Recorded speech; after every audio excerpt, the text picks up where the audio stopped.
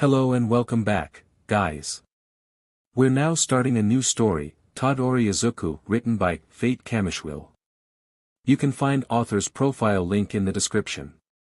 Let's begin.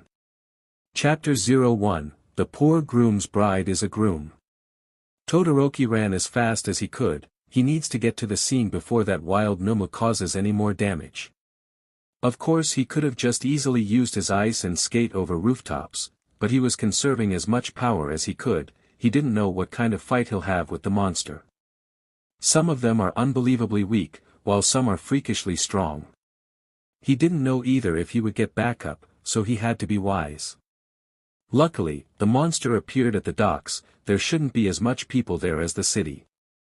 Still, he couldn't really risk casualties. Ever since All Might's retirement, the villains and those monsters have started running rampant. His father being the current #1 hero didn't help any at all. And it's been 3 years. He grits his teeth, but sneers at the irony. It's no wonder no one calls that BSTRD the new symbol of peace, because he absolutely wasn't. Todoroki finally has the port in view, and he frowns. There was smoke going up from 3 different areas. Was it just damage or were there multiple of them? If it was the latter, he would probably be in trouble. He decides to find out, rounding the corner and preparing to attack. Only to stop when he sees a Numu twice his size unconscious on the ground.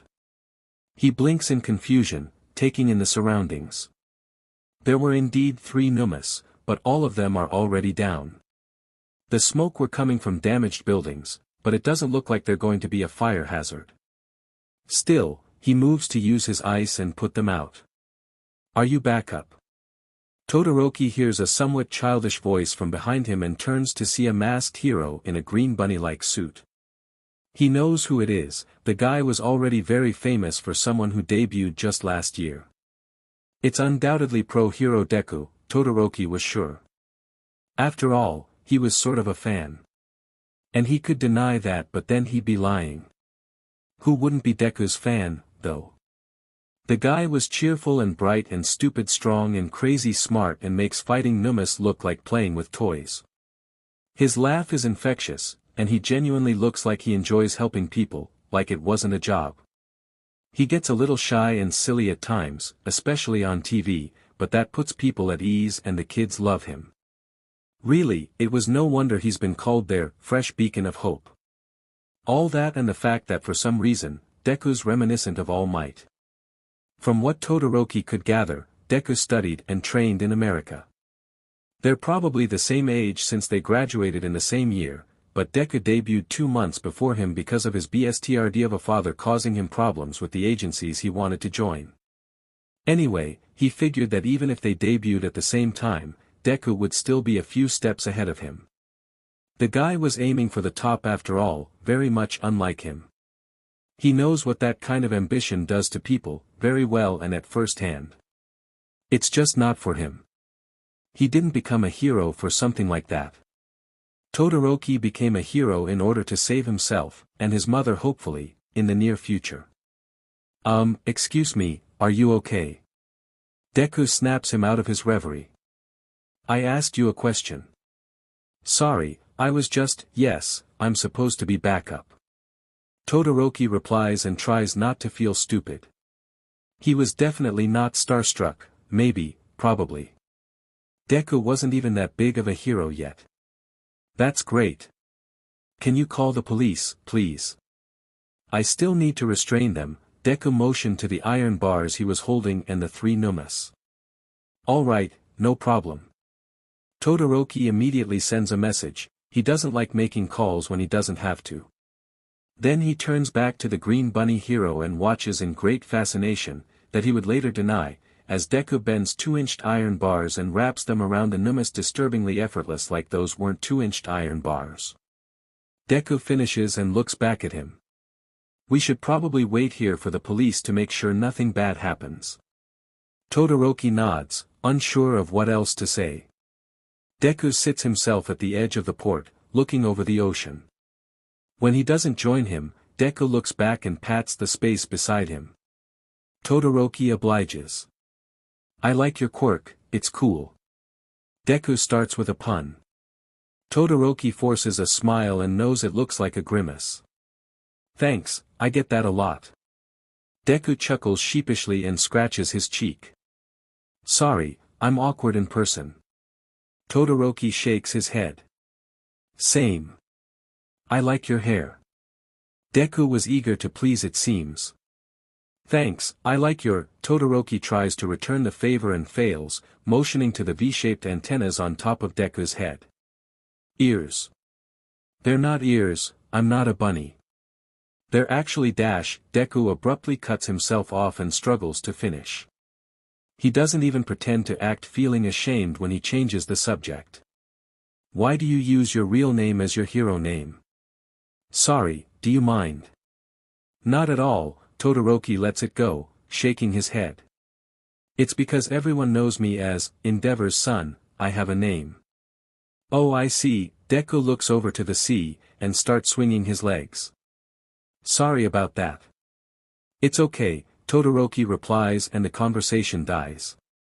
When the police arrive, Deku waves at him with a peace sign and leaves immediately.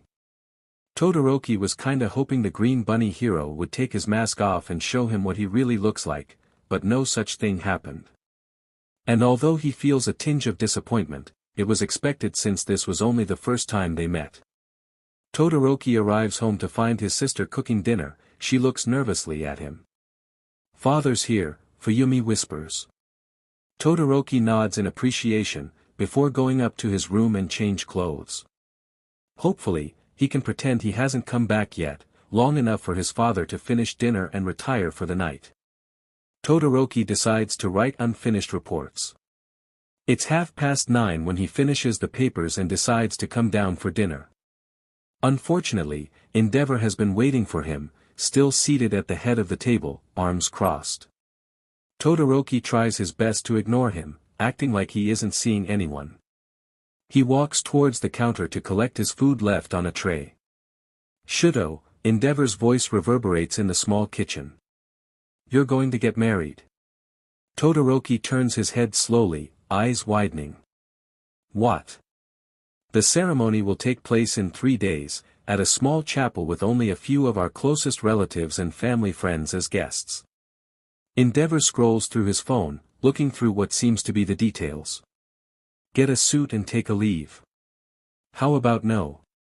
Todoroki says flatly, trying not to sound like he was gritting his teeth. His clenched fists were shaking though. Endeavor stands and looks back at him dismissively. I will bring your mother back home for this. Then the flaming hero walks out, end of discussion. Todoroki didn't even have time for a violent reaction, his brain stopped working after what he heard. Suddenly, Fuyumi was there. She has obviously been hiding in the next room. Shouto. She holds him by the shoulder. Are you okay? I'm sorry. I'm fine, it's okay. Todoroki breaks himself out of a trance. He couldn't process this right now. He said he'll release Mom from the hospital. I know, I heard. Fuyumi takes a step back. Are you gonna do it? Todoroki stares blankly at her for a long while, before slowly nodding. I want her out of there. Fuyumi covers her mouth, eyes starting to get watery. She nods quietly. Todoroki wasn't even sure if his mother wants to see him again, or come back to that horrible place they don't want to call home. But he knows from the deepest depths of his heart that he wants to see her again. Of course, he's also scared, that's why he hasn't gone to visit her for over 13 years. But he's tried, definitely, many times. He just wasn't ever able to.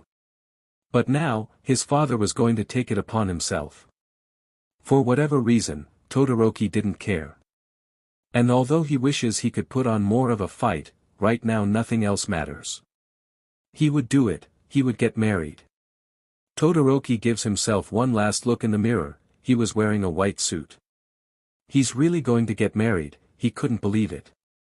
He looks back at his best man, his older brother Natsuo, who came back just for this occasion. Natsuo gives him a thumbs up, looking good. Todoroki nods quietly and tries not to grimace. He didn't know what to say to him. They've never been close, his father made sure of that. The only reason he could speak with Fuyumi was because she was the one who raised him when Endeavor sent his mom away. Really, he just wants to get this over with. They've spent the whole day in awkward silence, and he thinks that's enough. He just really wants to go home. There's a knock on the door and it opens to reveal Fuyumi. Mom's here. The brothers turn to her and Todoroki nods to let them in. Fuyumi opens the door wider and escorts their mother in. Finally, he's seeing her again. She looks just as how he remembered her, white hair and very kind gray eyes. But she was older now, much older, time really did fly. She also looked frail, too soft, thin and fragile. Todoroki's throat hurts. He wants to cry. Congratulations, Shouto. Rei tries to smile as bright as she could, offering him flowers. Thanks for inviting me. Todoroki's lips tremble, he couldn't say anything. He was just glad she doesn't seem to hate him. He hugs her, as tight as he could and for as long as he could. He was taller than her now, but she still smells the same, he almost forgot about that. He could probably crush her in that hug, he missed her so much.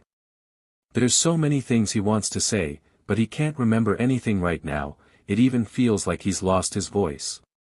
But that's okay, he can tell her everything later, when they're making up for lost time. They were back together again, and he would never let that bstrd send her away again. Fuyumi and Natsuo cautiously joins the hug, and then they're a family again. Todoroki thinks he might actually be happy right now. Suddenly they hear a commotion coming from outside. The door bursts open and Endeavor strides in dragging a green-haired man in a black suit. Let go already. You're hurting me. I already said I'd do it, didn't I? The much smaller man was trying to pry Endeavor's hand off his arm to no avail.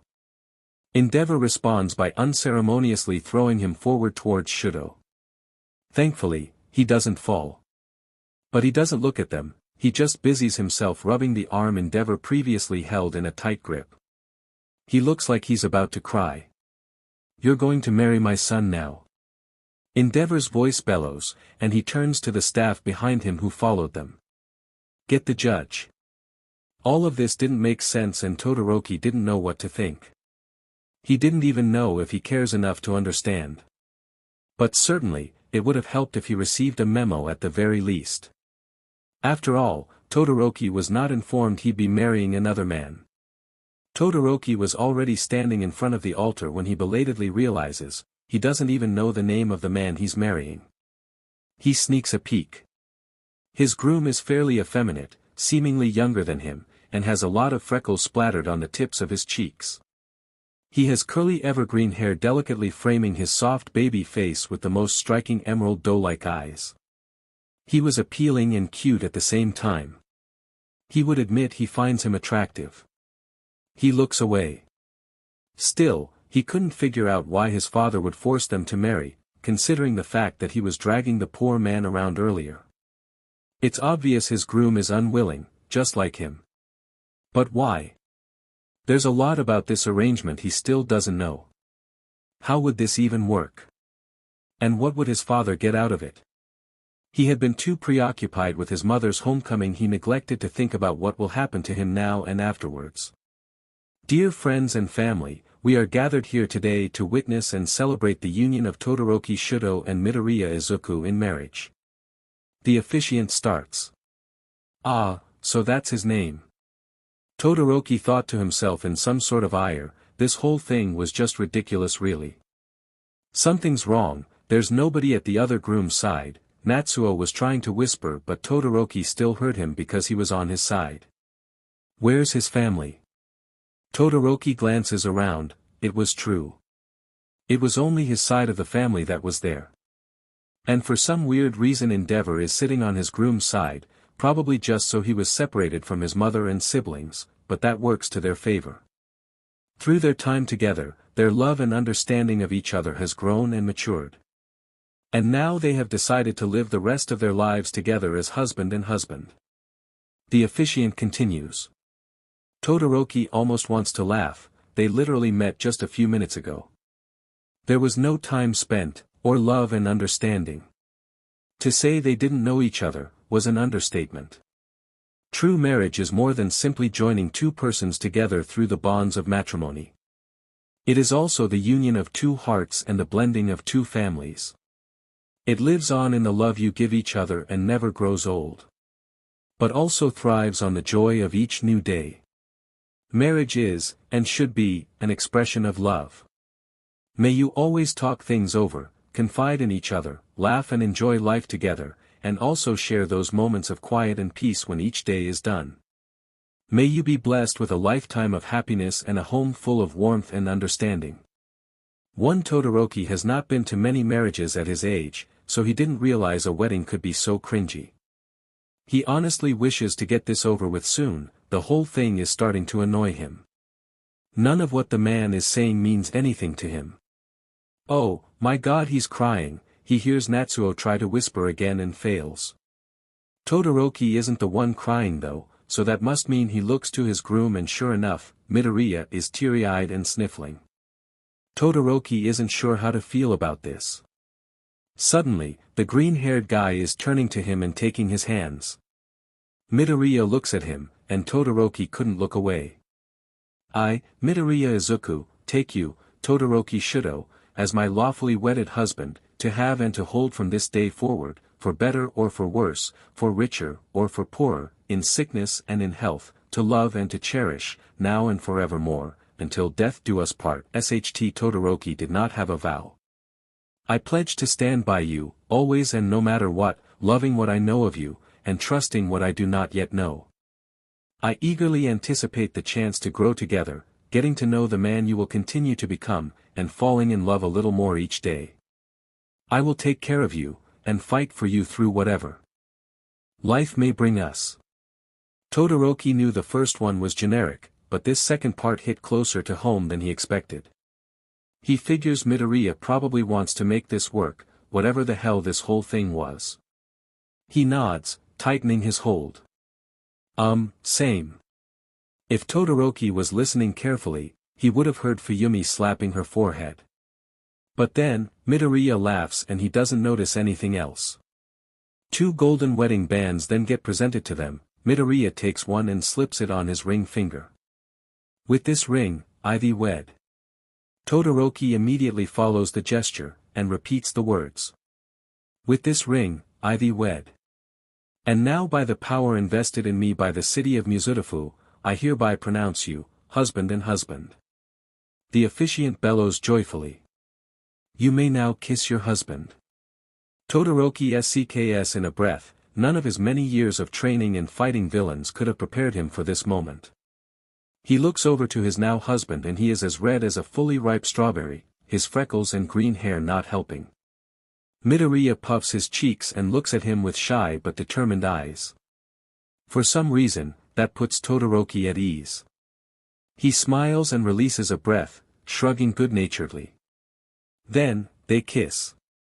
After signing the marriage contract and the registry, as well as any other related papers, they were all forced to ride Endeavor's limousine. Todoroki sat beside Midoriya at the very back, Todoroki's mother and siblings sitting in front of him, while Endeavor placed himself in front of Midoriya.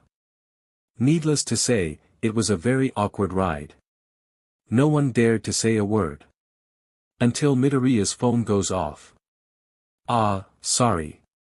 He quickly fishes it out and reads the caller ID, he gasps. Answer it, Endeavor commands, as if he has the right to. Midoriya glares, and the rest of the limo's occupants were pleasantly surprised. You're enjoying this too much. Endeavor smirks. Hello, All Might, Midoriya answers the call, eyes not leaving Endeavor. Sorry I wasn't able to reply to your messages earlier, I was preoccupied. Endeavor scoffs and breaks eye contact. I'm fine, I'm with Endeavor. He's being the usual but that he's really good at that. Midoriya continues, blatantly avoiding eye contact with everyone else. What? What do you mean? He immediately puts the phone down and covers its microphone. Glaring at Endeavor again, he whispers a shout. You told All Might. You are so petty. I didn't tell him, I just sent him an invitation. Endeavor leans back, resting his head on the backrest. I was expecting him to attend. Honestly, I am a little disappointed. He can't come, he's overseas. Midoriya whispers through gritted teeth. Well, I didn't know that. Endeavor dismisses him. Who would tell you? Midoriya looks about to burst. He goes back to the phone. I'm really sorry, All Might. I promise I'll explain everything later. Please don't tell Mom. Midoriya sighs after presumably hearing All Might's reply. Thank you, and yes, of course. Don't worry, I'm fine. I'll deal with Endeavor. You just enjoy yourself out there, and I'll see you when you get back. Love you, bye. The call ends and he puts his phone away, resuming his death glare. I will murder you in your sleep. Now, that is not how a hero should act, Endeavor mock chastises him. I do wonder which one of us is really not acting like a hero though, Midoriya takes on a cold tone. Endeavor narrows his eyes on him. Watch your mouth, boy. Remember, you are my son now. The vehicle suddenly stops, and Endeavor exits just like that, slamming the door on Midoriya's side. And Midoriya couldn't take it anymore, so he cries. Todoroki has learned a few things about his new husband in that short ride. He is relatively close to All Might, he is a hero just like him, and he is a crybaby. Midoriya has been inconsolable since Endeavor took his leave. I'm sorry, the green-haired boy sobs, fruitlessly wiping away tears that don't ever seem to stop. They were in Todoroki's room, making sure they were as far away from Endeavor as possible. I don't hate him that much, he's just infuriating sometimes. Don't worry about it, we hate him. Natsuo offers a grin, not missing a beat. Midoriya seems confused, but Natsuo waves off the questioning eyes. Anyway, from now on, you're family now so you can tell us anything, okay? And whatever you need, just ask, Fuyumi beams. Thank you, Midoriya lowers his head, blushing a little. Don't mention it, Fuyumi chuckles good-naturedly. In any case, do you know why he wants you to marry into the family? Natsuo asks, crossing his arms. I honestly don't know, he just came up to me one day and started demanding things. Midoriya rubs his eyes dry, finally calming down. Couldn't you have refused? Fuyumi tries to peek on his face, and the green-haired boy kept his head down, not meeting her gaze but shakes his head. Was he threatening you? The question comes from Todoroki, finally breaking his silence. His tone is cold and speaks volumes. Midoriya doesn't answer, and that was answer enough. Don't worry, you don't have to tell us. Fuyumi assured. But we'll be here for you no matter what. Thank you so much, really, Midoriya bows. None of that, Fuyumi waves him off. You don't have to be so formal with us, we're family now. That's right, Izuku-kun. Rei approaches him for the first time, smiling softly. Can I call you that? Yes, of course. Midoriya jolts in attention. Feel free to call me anything. All right, then, you can call me whatever you like as well. Rei takes hold of his hand, and immediately notices some scars. She doesn't comment on it. Listen, Izuku-kun. We don't know each other and I am not aware of your circumstances, but I feel the need to advise you. Right now, the most important thing is that you have to tell your mother first, about everything that's happening. Having your son get married is a pretty big deal. Ah. Of course. I was just dash. Midoriya cuts himself off when he realized he interrupted her. But Rei only smiles, and nods to him in kind understanding. It's okay, you are my son now too. I will tell my mom as soon as I can, I promise. Midoriya hunches his shoulders for a second, gathering enough courage to call out to her. Thank you so much, Maman. All. Fuyumi swoons and they all laugh together, with Todoroki just a little bit exasperated.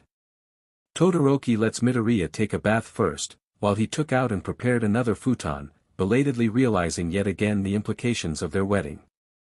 From now on, they have to share his room and actually be together. The vows they took at the altar were irreversible, unless they were planning to get a divorce, but he doubts his father would allow it. And it's not like he has any reason to reject Midoriya after agreeing with this arrangement. After all, Midoriya was such a good guy. He could tell.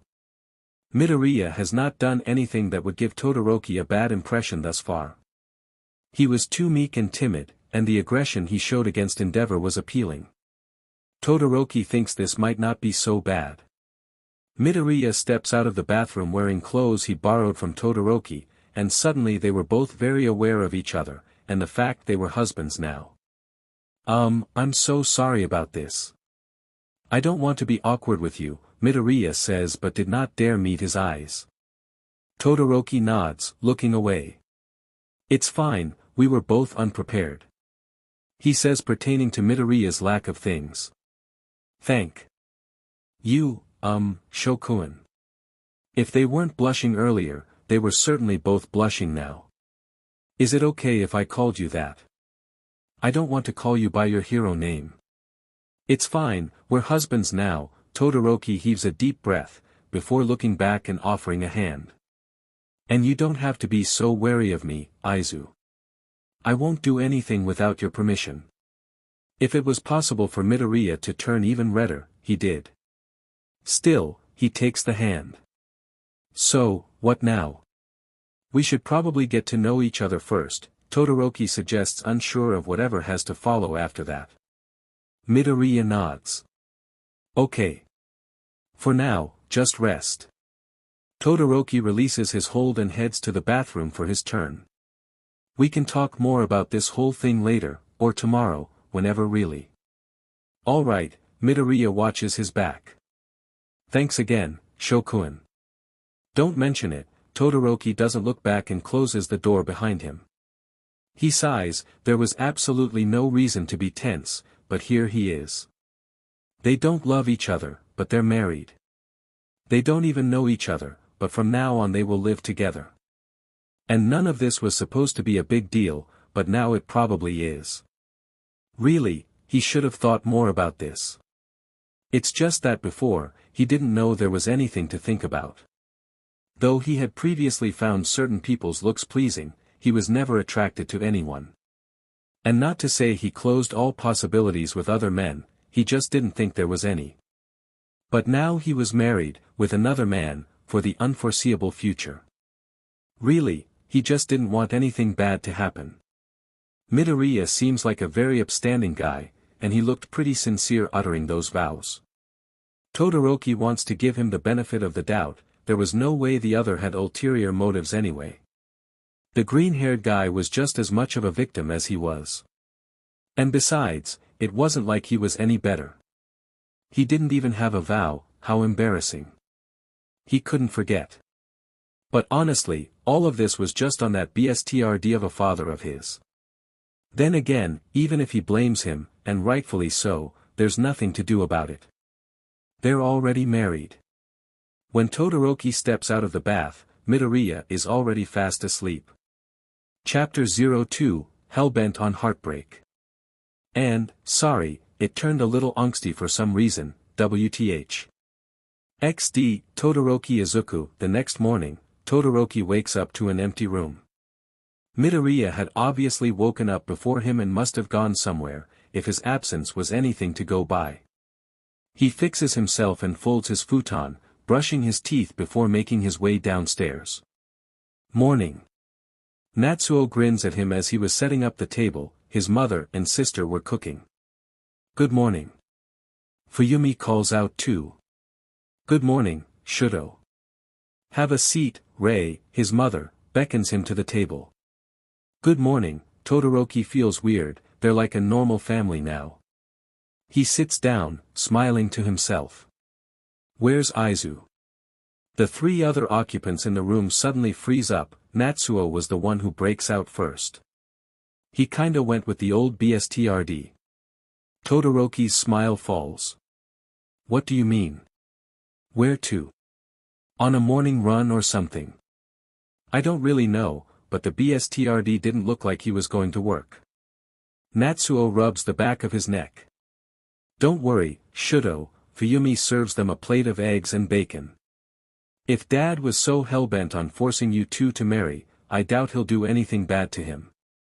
Todoroki doesn't answer, he just stares at his plate. So, Natsuo nudges his feet from under the table. How was it? Todoroki gives him a blank stare. How was what? Oh, you know, Natsuo wiggles his eyebrows. Natsu. Fuyumi elbows the older brother. Shouto, you don't have to tell us anything. It's a matter of your privacy. Todoroki should really keep a list of implications people could be expecting of them, at least in his head, so he could be ready for anything. Ni-san, I met him just yesterday. Natsuo shrugs, well, he's cute. Todoroki sighs and tries not to feel embarrassed. He did not want to have this conversation with his brother, of all people, and absolutely not in front of their mother. But he has a point, Shouto. Rei speaks takes Natsuo's side surprisingly. Your husbands now, you should be planning to go on a honeymoon or a trip at least. You need a chance to get to know each other, just the two of you. Todoroki grumbles under his breath, not saying anything. Because first and foremost, they were both male. Also, they didn't know each other. And finally, they don't love each other. He was sure neither of them were interested in each other. And while it was true they might have the need to get to know each other, he really did not want to leave his mother here. She just got back, and even if his siblings were here, he didn't want to risk anything. Then again, as his mother had kindly reminded him, they are husbands now in every meaning of the word. Suddenly, they hear the door open and the two remaining members of the family announce their presence. Don't you have a job to get to? Stop being lazy, Endeavor bellows, foot stomping on the floorboards. You were literally the one who told me to take a leave. Midoriya shouts back. Whatever, make yourself useful somehow. Endeavor passes by the kitchen's entrance but doesn't look over its occupants. I'm going to work. Then go already. Midoriya walks after him and stops in front of the kitchen. Work your butt off so you can die soon and leave us all in peace. He breathes and jolts when he notices the rest of the Todoroki family at the dinner table. He scratches his cheek, blushing a little. Good morning. Good morning, Izuku. Rei motions to the seat beside Shouto. Midoriya obliges. Where have you been? Todoroki asks as soon as he was seated. Oh, training. Midoriya helps himself with some eggs. Training. Todoroki parrots. Yeah, Midoriya sighs, with that BSTRD of a father of yours, it's a real pleasure. One Natsuo breaks out in snickers. Why? Todoroki sounds as incredulous as he looks. He dragged me out of bed, Sho. I didn't want to go. Midoriya shovels food down his throat. They notice he's a big eater, and for someone so small it was unexpected. Are you okay? He didn't hurt you. Todoroki knew what training with Endeavor was like, he would not wish it for anyone. I'm fine. We just had normal training. You know, sparring and things like that. Midoriya continues to eat, completely unaware of his husband's worries. Todoroki stared, he couldn't believe what he was hearing. His husband was actually saying he had normal training with that old BSTRD. The green-haired guy finishes eating and finally allows himself to look back at his husband, who was still staring at him. Shaochan, I'm strong, you know. You don't have to worry about me. I have never lost a single fight against that BSTRD ever. Midoriya grins cheekily. Todoroki's eyes widen, not just because of his husband's proclamation, but also because that was the first time the other had smiled at him like that. His shoulders fell slack. Rei, Fuyumi, and Natsuo all look as stunned as he did. Midoriya sips his tea, giving them enough time to get over their shock. They don't. You know, Shaochan. I've been wondering about this since we got married, but Midoriya puts down his cup, and faces his husband again. You don't know who I am, do you? I mean, my hero persona. Todoroki finally blinks out of the trance and he glances down before shaking his head, blushing over his husband's blinding smile or his shameful ignorance he doesn't know. You're kidding, right? Midoriya tries again. No, Todoroki mumbles. He doesn't know why but he feels a bit of a dread. You actually married a person you don't know.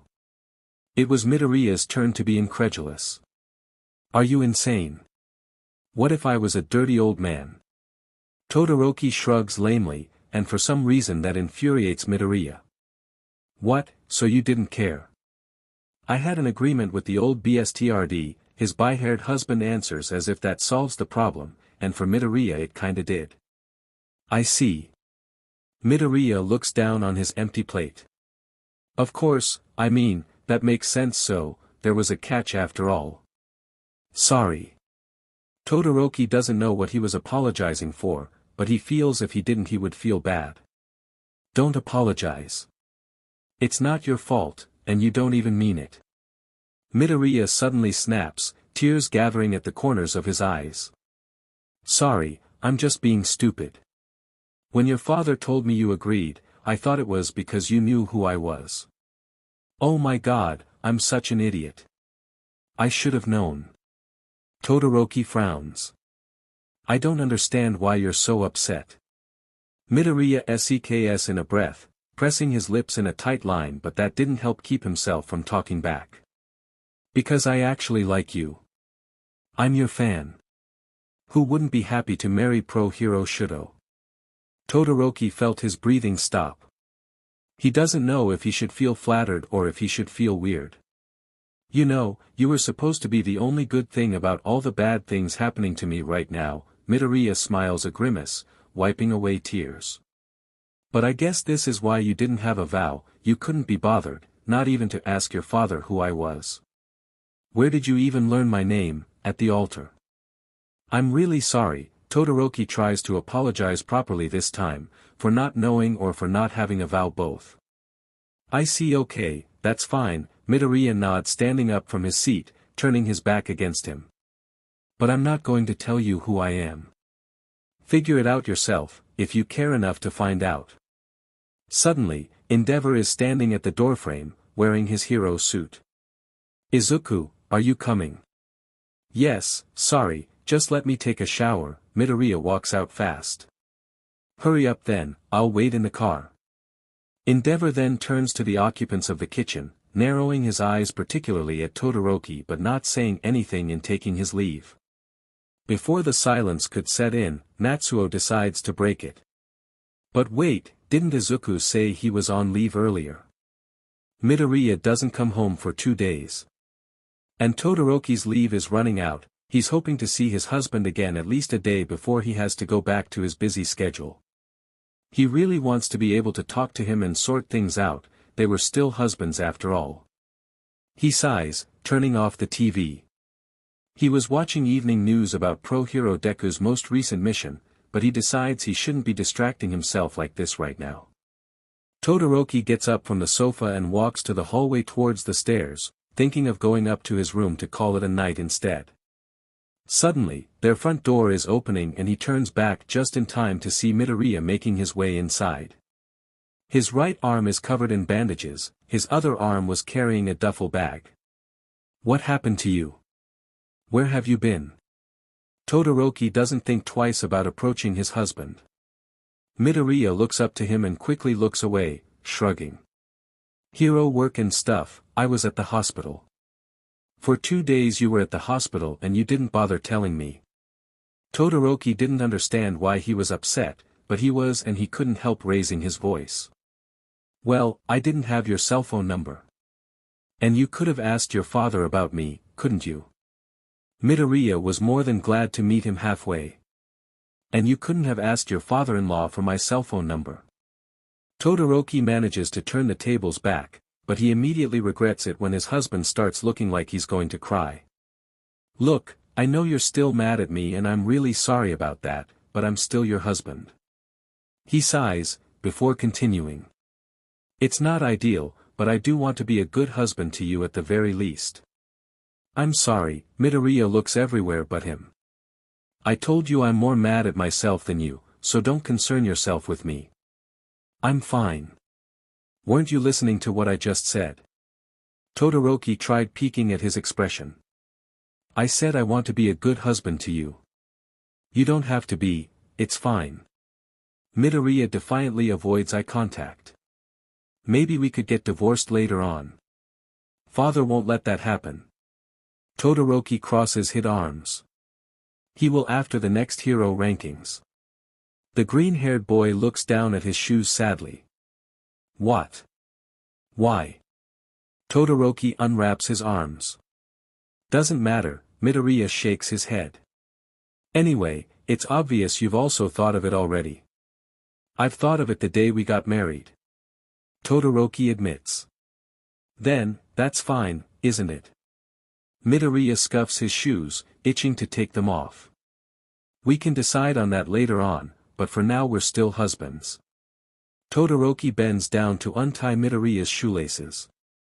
It's fine. Don't. I can do it by myself. Midoriya tries to protest but freezes when his husband suddenly shoots up to kiss him. When the bay-haired man pulls away, he tries to glare at him but his blush fails him. Well, that shut you up. Todoroki actually had the guts to smirk at him. And DMN, that was hot. You don't get to do that just because I told you I liked you. Midoriya tries to calm himself and summon anger, but he's too flustered. It's fine, isn't it? Todoroki shrugs. It's not our first and we're husbands. I know already, stop saying that. Midoriya snaps at him just like last time, then pushes him out of the way as the smaller man moves to go up to their shared room. I didn't know pro hero Shouto could be such a JRK. Todoroki sighs but still follows after his husband, until they pass the kitchen where his mother was. Rei stands from where she sits and looks worriedly between the two of them, having obviously heard the whole argument. Izuku-san, I'm sorry. Please work this out. As if a SWCH has been flipped, Midoriya turns amicable and starts laughing sheepishly. He drops his bag and walks over his mother-in-law, taking hold of her hands. Maman, don't worry about us. We were just letting off steam, it's not like we actually mean each other harm. We're both pro-heroes, you can just trust us. Rei visibly relaxes, nodding with a wary smile. I see, all right then. Of course, I understand. Just please don't talk about getting divorced. I know this is hard for the both of you, but I strongly feel that if you two just get to know each other then you'll be happy together. Midoriya releases a breath, nodding back and smiling helplessly. We'll do our best. Rei hugs him then, and Midoriya feels that maybe Todoroki and him will be fine after all. Todoroki carries Midoriya's bag up to their room, his husband following after him quiet the whole way. They enter the room and he drops the bag, turning to the other. Midoriya closes the door, and leans back on it. Your mom's really nice. Midoriya slowly looks up at him, and they make eye contact for the first time since the green-haired guy left 2 days ago. Yeah, she is. Todoroki is the one who looks away this time, rubbing the back of his neck. He knows he could be upfront with his husband despite them not knowing each other well. Still there was something intense in Midoriya's eyes. Like he could see right through him, and it makes him feel unguarded. Suddenly, Midoriya was walking up to him. And without a warning, he grabs the front of his shirt and pulls him in for a kiss. Both of their eyes were open. His husband was obviously challenging him. Todoroki pulls away. Don't turn this into a game. Midoriya rolls his eyes, you started it. Then he bends down and opens his bag to dig into some clothes. Todoroki sighs, sitting down a little ways from the other. He tries not to watch him, but fails. I only brought a few changes of clothes, Midoriya mentions absent-mindedly. How long do I have to stay here? Forever. Todoroki slow blinks, you should move in. We're husbands now. Midoriya sighs, you don't have to keep reminding me. I don't know, you seem to need it more than I do. Todoroki leans on his arms behind him. He's starting to feel a bit sleepy, maybe he should prepare the futons. Are you sure that you're okay with this? Midoriya frowns. You said we'll do our best, Todoroki nods to him. We will. All right, if you say so. Midoriya huffs and decides to leave it at that. Todoroki continues to stare. You know, I didn't know I was going to marry another man either. Midoriya freezes up and slowly turns to him, but he doesn't say anything until a few moments pass. Should I stay in the guest room then? What? No, Todoroki frowns and looks away. I told you that because I'm okay with it. I'm not sure what that means, Midoriya shakes his head. I'm saying, I'm okay with you, Todoroki trails off but continues because of his husband staring, he looks down. To have you as my husband in every meaning of the word. Midoriya throws his head back laughing. What's so funny? Todoroki tries to glare but fails, the image of his husband's mirth was quite appealing. You looked so funny, you should have seen your face.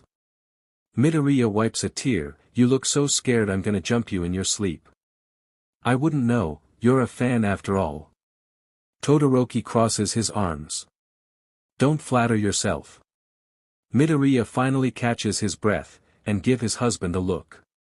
I'm a fan of all heroes, except your father, and you're not particularly my favorite or anything either.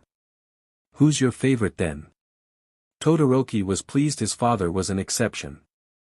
He's also hoping deep down his husband was only lying about his favorite and it was actually him.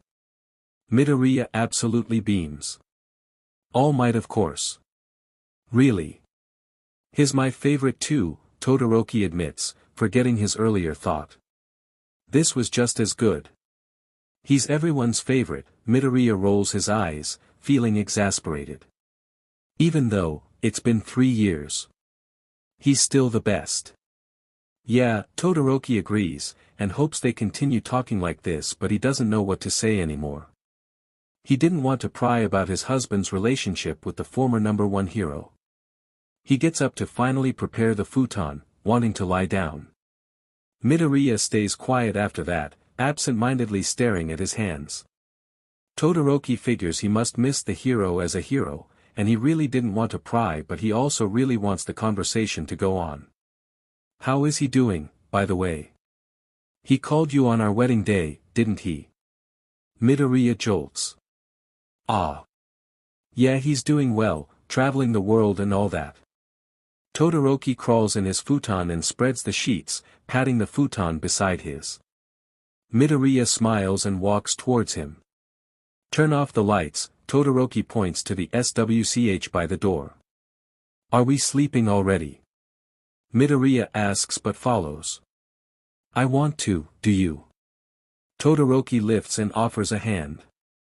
Midoriya sighs exasperated, he hasn't taken a bath yet. I guess it's okay, he accepts the hand and crawls under the sheets, lying down facing his husband. Good night, Izu. Good night, Shouchin. Todoroki wakes up to the sight of Midoriya sleeping on his stomach. His husband looks peaceful, younger, and so very small. He yawns and sits up, studying the sleeping form beside him. The green-haired man is so petite, but his muscles are well-toned. He kinda wonders what kind of hero the other was, since his father was so invested in him. He has to be a good one, no doubt, but how does he exactly save people when he's so small? Todoroki's hand moves before he could think about it, lifting one side of Midoriya's blanket. What do you think you're doing, pervert? Midoriya suddenly speaks, opening one eye to stare him down. Todoroki jolts, throwing the blanket over his husband's head. I was just dash. You looked so small. And so. Midoriya pulls off the blanket. I was wondering how you can manage to save people looking like that, Todoroki crosses his arms. I told you already, I'm actually strong. Midoriya sits up to face his husband. Well, you don't look like it, Todoroki presses. Whatever, Midoriya rolls his eyes and waves him off, walking to the bathroom. Todoroki doesn't say anything for a while, but gives in eventually. Are you busy today? Nah, I'm recuperating. Midoriya peeks out of the bathroom with a toothbrush in his mouth. He shows off his bandaged arm. I see. Todoroki nods to him and the other goes back inside. Mom wants us to go on a trip, just the two of us. Midoriya doesn't reply immediately. Todoroki guesses he decided to finish up first. Why? Midoriya asks as soon as he exited the bathroom. Todoroki shrugs, looking away. For our honeymoon, he mumbles. Oh, Midoriya sits back down in front of him. I don't really see the point, but do you want to? Not really, I don't want to leave her here, Todoroki frowned. What do you mean? This is your house, Midoriya raised an eyebrow. I mean, I don't want to leave her with that bstrd, Todoroki tries staring him down, hoping the message will come across. Does this have something to do with the fact they don't sleep in the same room anymore? It did. You noticed. Todoroki rubs his biceps. It's kinda hard not to. Midoriya's eyes are questioning, but as long as he doesn't voice it, Todoroki didn't have to answer. Well, yeah kinda, the bi-haired man shrugs. Okay, well we don't really have to go. In the first place, it's not like either of us can get PRGN and so, Midoriya tries to trail off. Yeah, I get it. I'm sure they also do as well, but I guess she just wants us to get to know each other. Like, we said we would. Todoroki explains. We kinda don't have a choice. Midoriya shrugs good-naturedly. So, what do you think? Todoroki stares at him. Well, we don't have to go on a trip. Midoriya looks up in thought and then back to his husband again. But if you want, you can help me pack up and move in. Todoroki blinks, sounds good. It's settled then. Midoriya beams and then extends his injured arm. But first. Can you help change my bandages? Todoroki obliges, and he stands to take the first aid kit from the bathroom. Sitting back down in front of his husband, he wasted no time unraveling the bandages. But once he saw the wound, he stops breathing. It was a burn, and a nasty one. Second degree from the looks of it, the skin had already melted off with some parts still swelling. Doesn't this hurt? Well, yeah but I guess I'm used to it. Midoriya shrugs. Izu, are you on painkillers? Todoroki asks, not taking his eyes off the injury. Midoriya stares warily at him, maybe. Todoroki sighs, mood souring. Did that bstrd do this? Midoriya catches on, kinda. We were sparring and I suggested we use our quirks, then I got burned when I punched him. Todoroki sks in a breath, slowly releasing it to calm himself down. He still doesn't understand what his father plans to do with his husband, but he'll be mad if he let that bstrd hurt Midoriya again. Why do you train with him? Because he forces me to. Midoriya senses the sudden change in demeanor, but he wasn't sure how to address it. Can't you stop? Todoroki asks shakily, before looking at his husband with angry eyes. Just stop going with that man. He'll only hurt you. The desperation in Todoroki's voice fails to reach Midoriya though, he laughs sheepishly. Don't worry about it. I'll be fine, I've had worse. That definitely wasn't any better. Todoroki doesn't know what to think and how to feel about this. He sighs again, opening the first aid kit. He reaches for the disinfectant, and without warning sprays it onto the wound. He looks at his husband's face. Sorry to disappoint you, Shouchan. But I don't flinch. Midoriya sticks his tongue out. Todoroki narrows his eyes on him, but he was smiling. You don't want me to challenge that. He goes back to what he was doing, proceeding to dab the wound with thick amounts of ointment. He checks on his work, before using his right hand and quirk to cover it with thin frost, then he wraps it. There, that should be fine for now. Thanks. Midoriya inspects his arm. Let's go down for breakfast, I'm hungry. Todoroki is already walking to the door. When they got downstairs, Rei, Natsuo and Fuyumi were there, already eating breakfast. Fuyumi greets them first, "Good morning, you two. Have a seat," Natsuo calls them over. "Good morning, Shouto, Izuku." Rei smiles kindly as ever. "Good morning," the newlyweds greeted in unison, seating themselves accordingly. "What happened to your arm?" Natsuo questions immediately. Midoriya laughs sheepishly. "I got burned." As soon as his husband said that, 3 pairs of worried and questioning eyes pointed at him. Todoroki sighs, "I am offended you all think it was me." "You know we don't think that, we just want to know what happened," Fuyumi waves him off. "I got it from father-in-law," Midoriya suddenly pipes in, hoping to clarify, but the 3 only looked even more worried. "We were training. That was even worse." "Izuku, you don't need to do anything that BSTRD says," Natsuo suddenly looks mad. "Stop training with him." "That's right, if he was threatening you for anything you should tell us and we'll do our best to help," Fuyumi added. Midoriya shakes his head, "No, I was the one who asked him to use his quirk. I need to be able to defend myself against things like that, and he's really powerful." "But you got hurt," Rei voices her main concern, hands shaking. Midoriya smiles at them all, "Maman, I told you guys already that I'm strong. I can actually beat him up whenever I want, but I also want to learn how to nullify his hell flame, it would be to my advantage." "If you're sure," Fuyumi was the one who answers because no one else agreed. They spent the rest of breakfast eating in relative silence after that, and when they were done Fuyumi stood to take care of the dishes with Natsuo in tow. Midoriya wants to help too, but they didn't let him. So now Midoriya is sitting in front of Rei and beside his husband with nothing to do, since he would not dare bring his phone out in front of his mother-in-law. Midoriya decides to tinker with his injury. There was a swell on the far end of the bandage on his wrist. He pokes on it. "What's going to happen if I pop it?" "It's going to hurt," Todoroki answers. "It already hurts," Midoriya pokes it again, knowing his husband was watching. "It's going to leave a nasty scar," Todoroki tries to reason again. Then suddenly, Midoriya is looking at him, grinning. "That's great, then we'll match." The other 3 occupants of the room stare at them, and Todoroki knows he should be flustered. Instead, Todoroki takes hold of Midoriya's left arm and pulls it away from the injured limb. "Don't pop it. Their morning ends just like that." Chapter 03, Jumpstart My Kaleidoscope Heart. Todoroki Todoroki exits the train station following after Midoriya. They are at the far end of the city.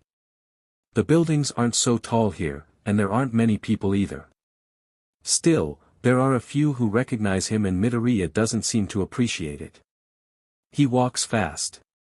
This is no good, Midoriya pulls him into an alley. It doesn't look to be a shortcut, probably just to keep watching eyes away. "Sorry, I should have worn a cap and a mask or something." Todoroki couldn't really see his husband's face from here since he's walking after him. He looks at the hand holding his. It's rough and has too many scars. It will have more once that burn wound heals. "It's fine, we're already here." Midoriya drops his hand as they exit and they walk along the back of houses. They keep walking until they reach an apartment complex. They enter through the back door, and Midoriya starts running up the stairs of the fire exit. Todoroki runs after him. At the 3rd floor, Midoriya stops in front of the 4th door. He fishes out his keys and they enter not making a noise. "Sorry, that was tedious," Midoriya smiles awkwardly at him. "I can't be seen leading a pro hero into my apartment." "It's fine," Todoroki starts taking off his shoes. "We should have put more thought into this. I never really had to." Midoriya shrugs and walks off. Todoroki belatedly realizes it's because the other keeps his hero persona and personal life far apart. He follows him further inside. "Sorry for intruding." "No need for that, no one lives here but me." Midoriya waves him off. Todoroki raises an eyebrow. "I was under the impression you lived with your mother." Midoriya looks back at him. she's overseas with my father. One Todoroki blinks. Midoriya walks through the living room towards a door on the other end. I studied and trained there, and I didn't want them to come back here with me. Why not? Todoroki looks around. It was a basic apartment living room that had an adjacent kitchen, small but practical. There were a lot of papers and books stacked all over the place, with a few pieces of All Might's merchandise. He walks to a shelf, recognizing a figure he really wanted as a child but couldn't have. He then notices a picture frame next to it, containing who he presumes was Midoriya's mother and a really small Midoriya wearing an All Might onesie. He smiles, it was really cute. Heroes are only capable of protecting those who are within their immediate reach. Midoriya watches the bay-haired man, leaning on the doorframe of his bedroom. I was scared she'd be targeted by villains. Todoroki's smile falls and he looks back to his husband. So when you told my mom you would tell your mother as soon as you can, I don't know when that will be. Midoriya shakes his head and turns away to enter his room.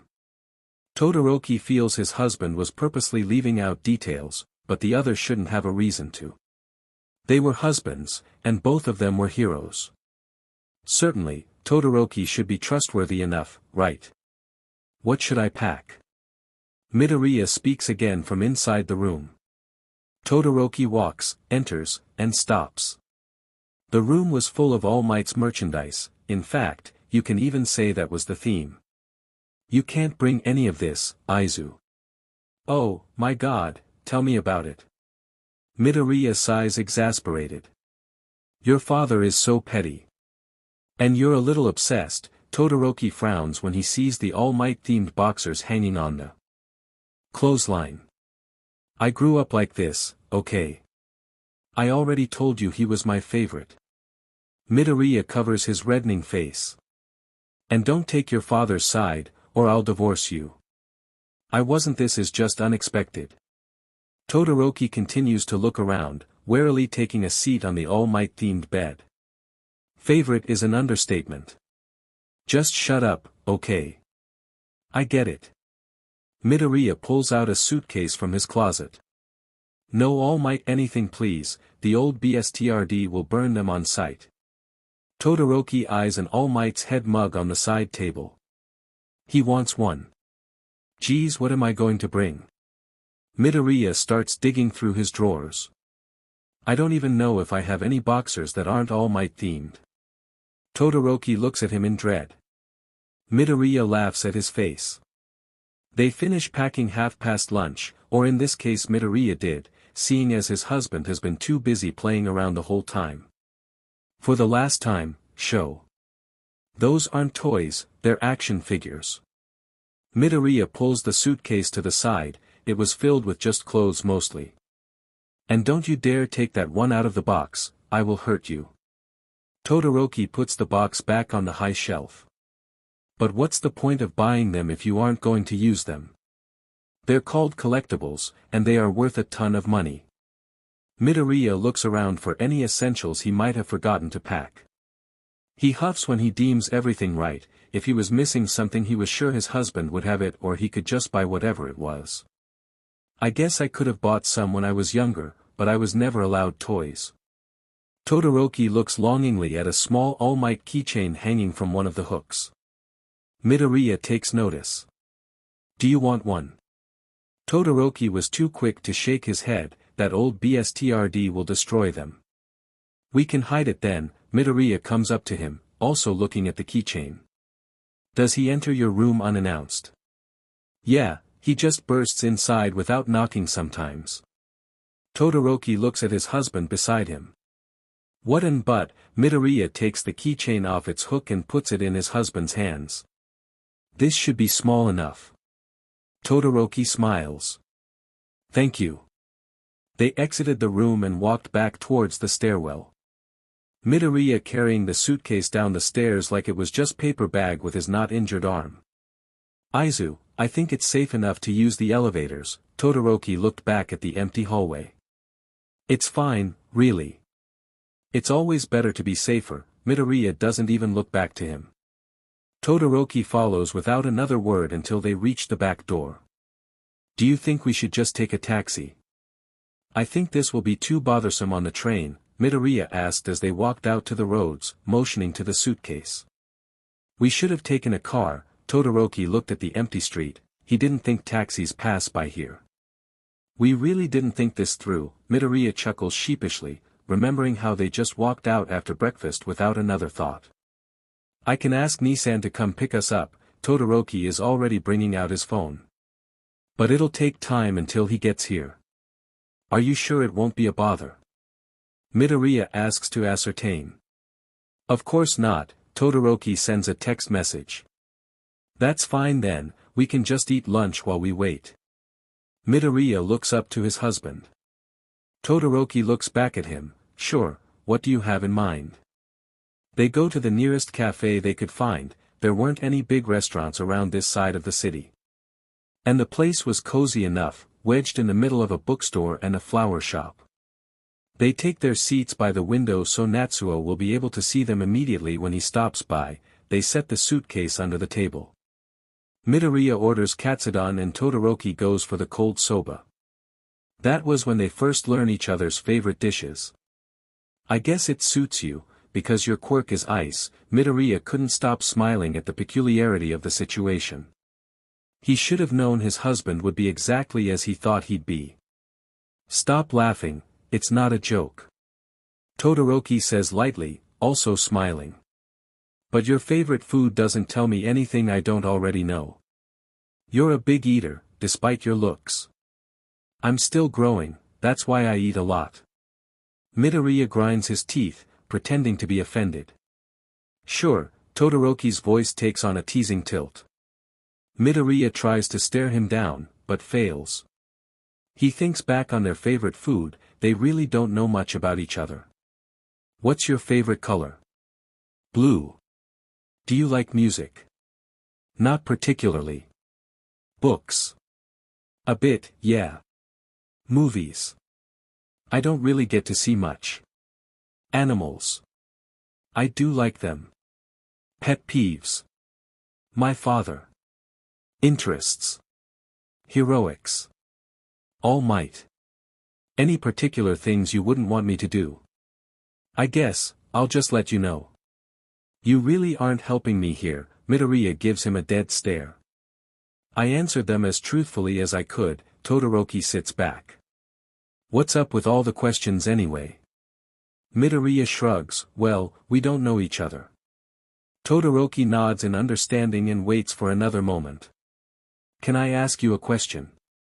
Of course, since I've already asked you a lot. Midoriya smiles. But I won't answer anything about my hero persona. That's not fair. Todoroki mocks irritation. Deal with it. Midoriya just sticks his tongue out. Why did you agree to all this? Todoroki leans on the table. You shouldn't allow father to force you to do things you don't want to. I can help you fight back against him. You really want to divorce me that much? Midoriya pretends to misunderstand. Todoroki frowns. For some reason he doesn't like his husband mentioning divorce all the time. I already told you I don't mind having you, but I don't want you bending to that BSTRD's every whim just because he has something he can hold against you. I am your husband and I will take your side no matter what. You should know that.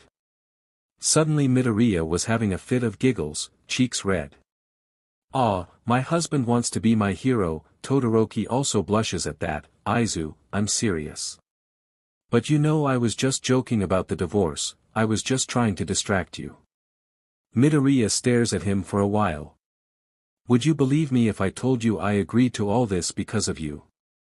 Todoroki sputters and then glares playfully. No. Midoriya laughs, and catches his breath before speaking again.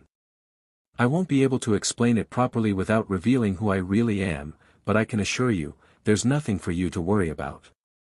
I'm a hero just like you. And I promise I'll tell you everything about my agreement with your father once you figure out who I am. Todoroki sighs defeated.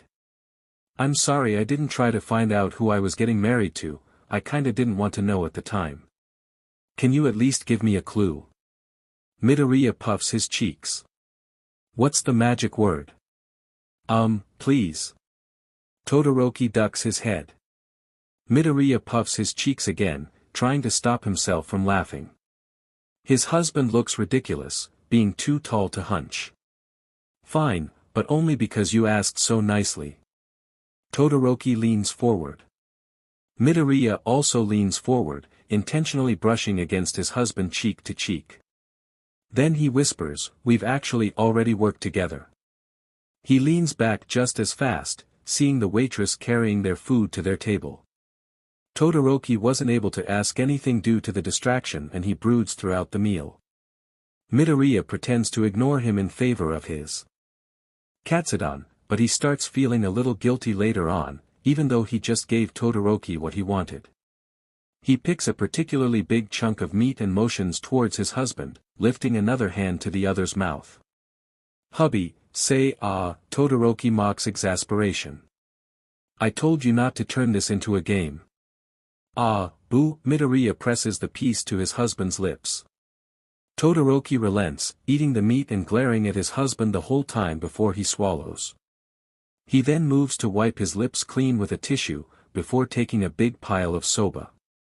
He dips it into its sauce before unceremoniously shoving it to his husband's mouth in retaliation. Midoriya has to puff his cheeks to chew properly, since it was a big serving and that was just cute.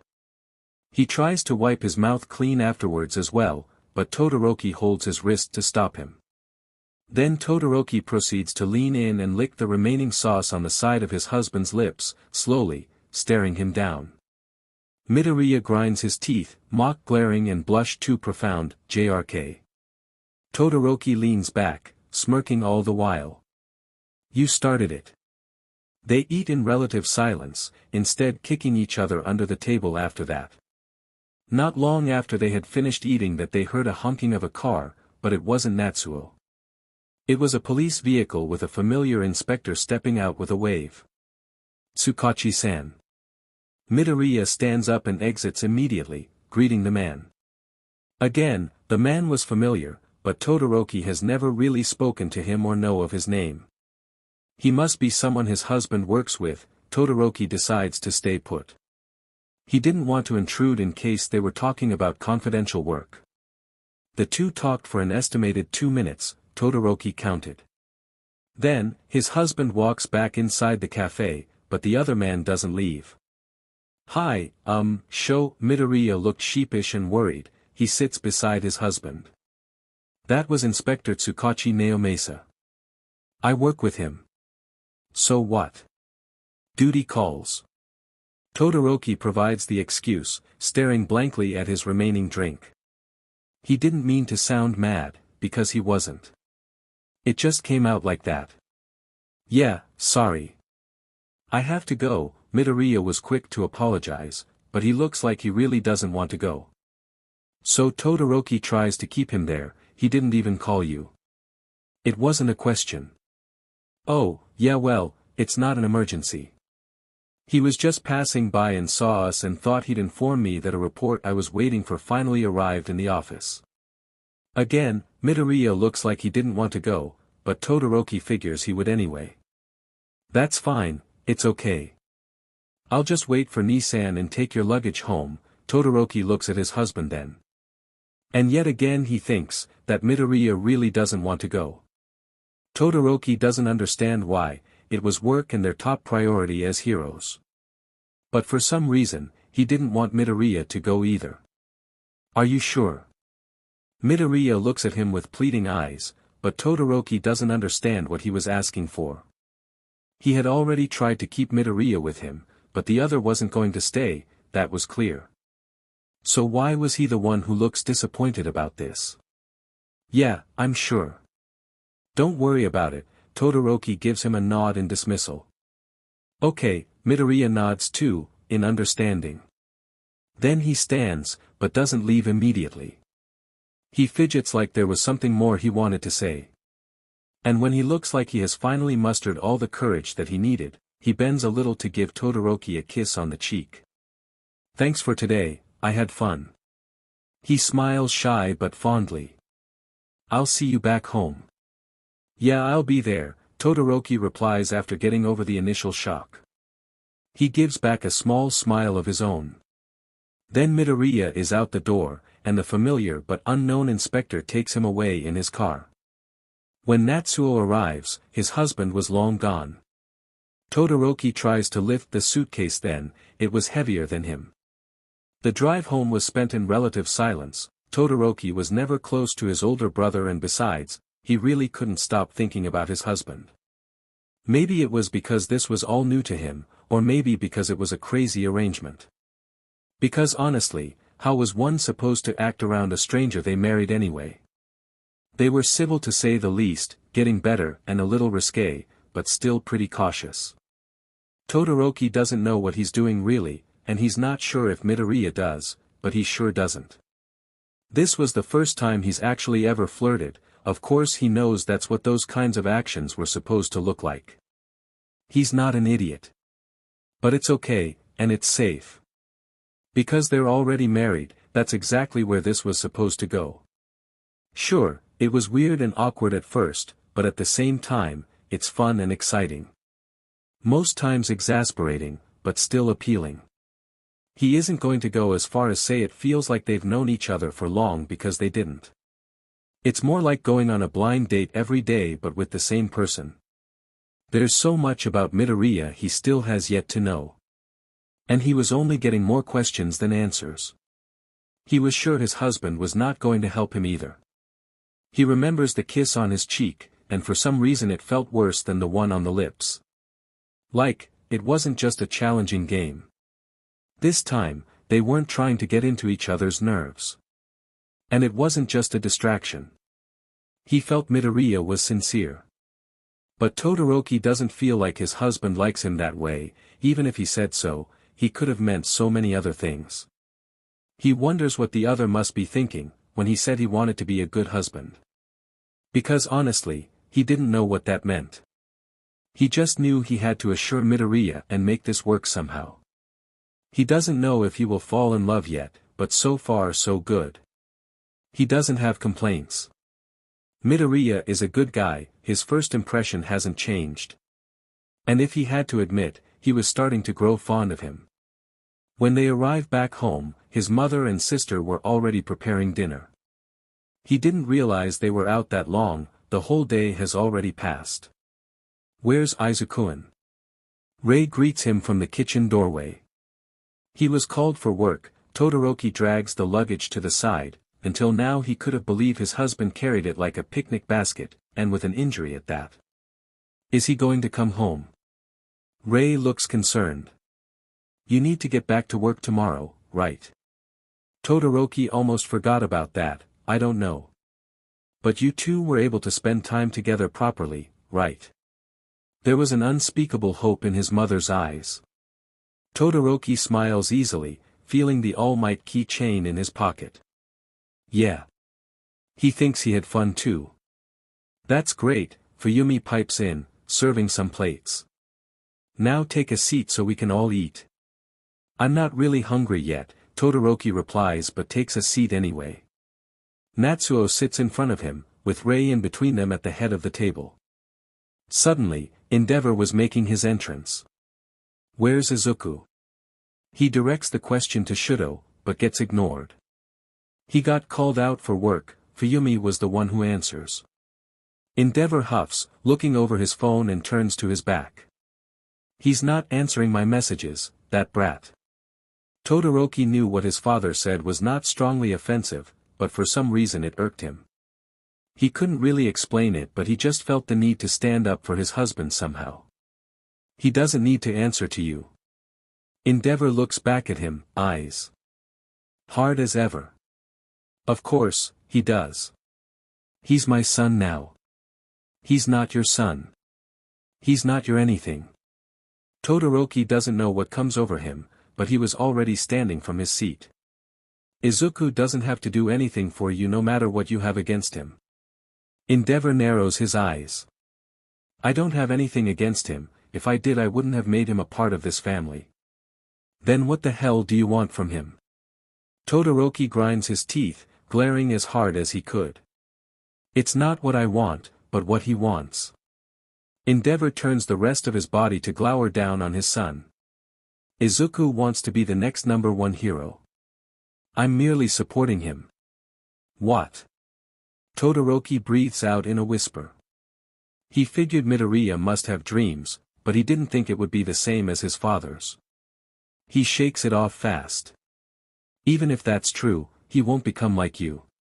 He doesn't really know that for sure, but he trusts his husband, more than he ever will the words of his father, even if he doesn't know Midoriya at all yet. He doesn't need to be, Endeavor dismisses him just as fast. The important thing is, that he is a Todoroki now and he will be the next #1 hero. Is that what this was all about? Todoroki braces himself on the table. You forced him to marry into this family just so he could be your living legacy. Well, maybe if you weren't such a big disappointment then he wouldn't have gotten caught up in all of this. Endeavor glares. That's messed up, he doesn't even have your flames.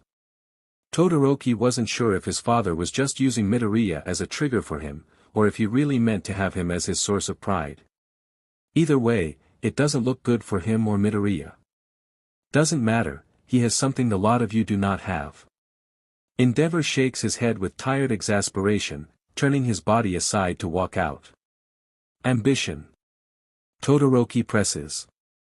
Desperation. And with that, Endeavor takes his leave without another explanation. Dinner went excruciatingly slow and silent, the only solace they could take from all of this was that Endeavor spared them enough mercy not to join. Or maybe that was because Midoriya wasn't there. Either way, Todoroki wasn't able to eat much. In the first place he wasn't hungry, and now all he could think about was what his father could possibly have meant when he said his husband was desperate. But to become #1. He couldn't really wrap his head around it. Midoriya didn't seem like that kind of guy. Shouto, Rei calls out to him.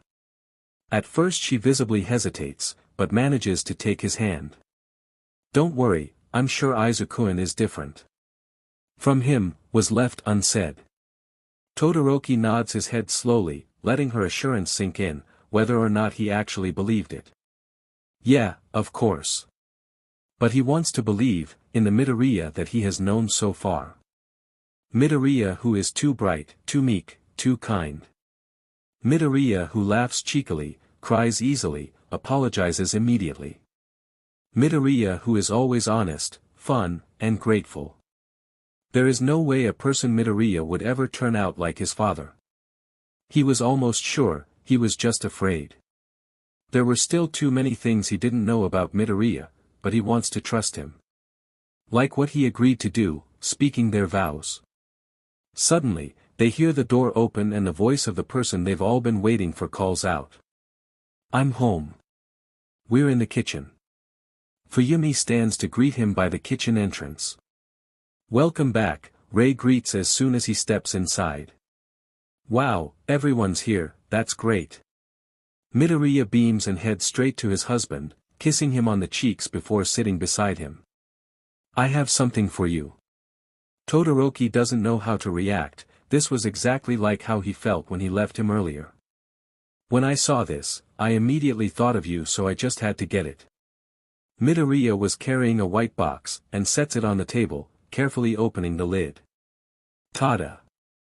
It's you. Strawberry Shouto cake. He laughs at his own silly pun, completely unaware of the previous dilemma the rest of the kitchen's occupants were brooding about. Todoroki just stares at him, remembering his mother's reassurance. He believes it. Midoriya is different. And now he isn't even sure what he was previously afraid of. He felt silly.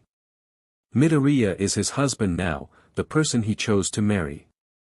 He didn't need to know anything, he already trusts him. It was unreasonable, but Midoriya makes him feel brave, safe, at ease. This marriage was not a mistake. He kisses him. Midoriya turns a couple of shades red before recovering enough to palm his husband's face and push him away. What the hell do you think you're doing, pervert? We're in front of your mother. Sorry, I was just trying to give thanks, the small smile in Todoroki's face tells him otherwise. But he couldn't really make a guess about whatever it was. Midoriya leaves it for now, they were in front of his mother he reminds himself. It's just cake. Todoroki couldn't wipe the smile off his face. It wasn't just the cake. Chapter 04, This picture of us don't have a price. And, this chapter was written to the tune of Lady Gaga's Paparazzi. Todoroki Todoroki is too happy, and he hates it. He's too glad, grateful, relieved. Honestly, he didn't even know why he's feeling this way, let alone what to do with these kinds of feelings. He's been fidgeting the whole way to work, and just couldn't get himself to calm down. Like there's a weird hyperactive energy inside him all of a sudden, and it just won't go away. DMN it all. He hasn't even made it to work yet and he already wants to go home. Funny how that works, when that house is the same one that old BSTRD resides in.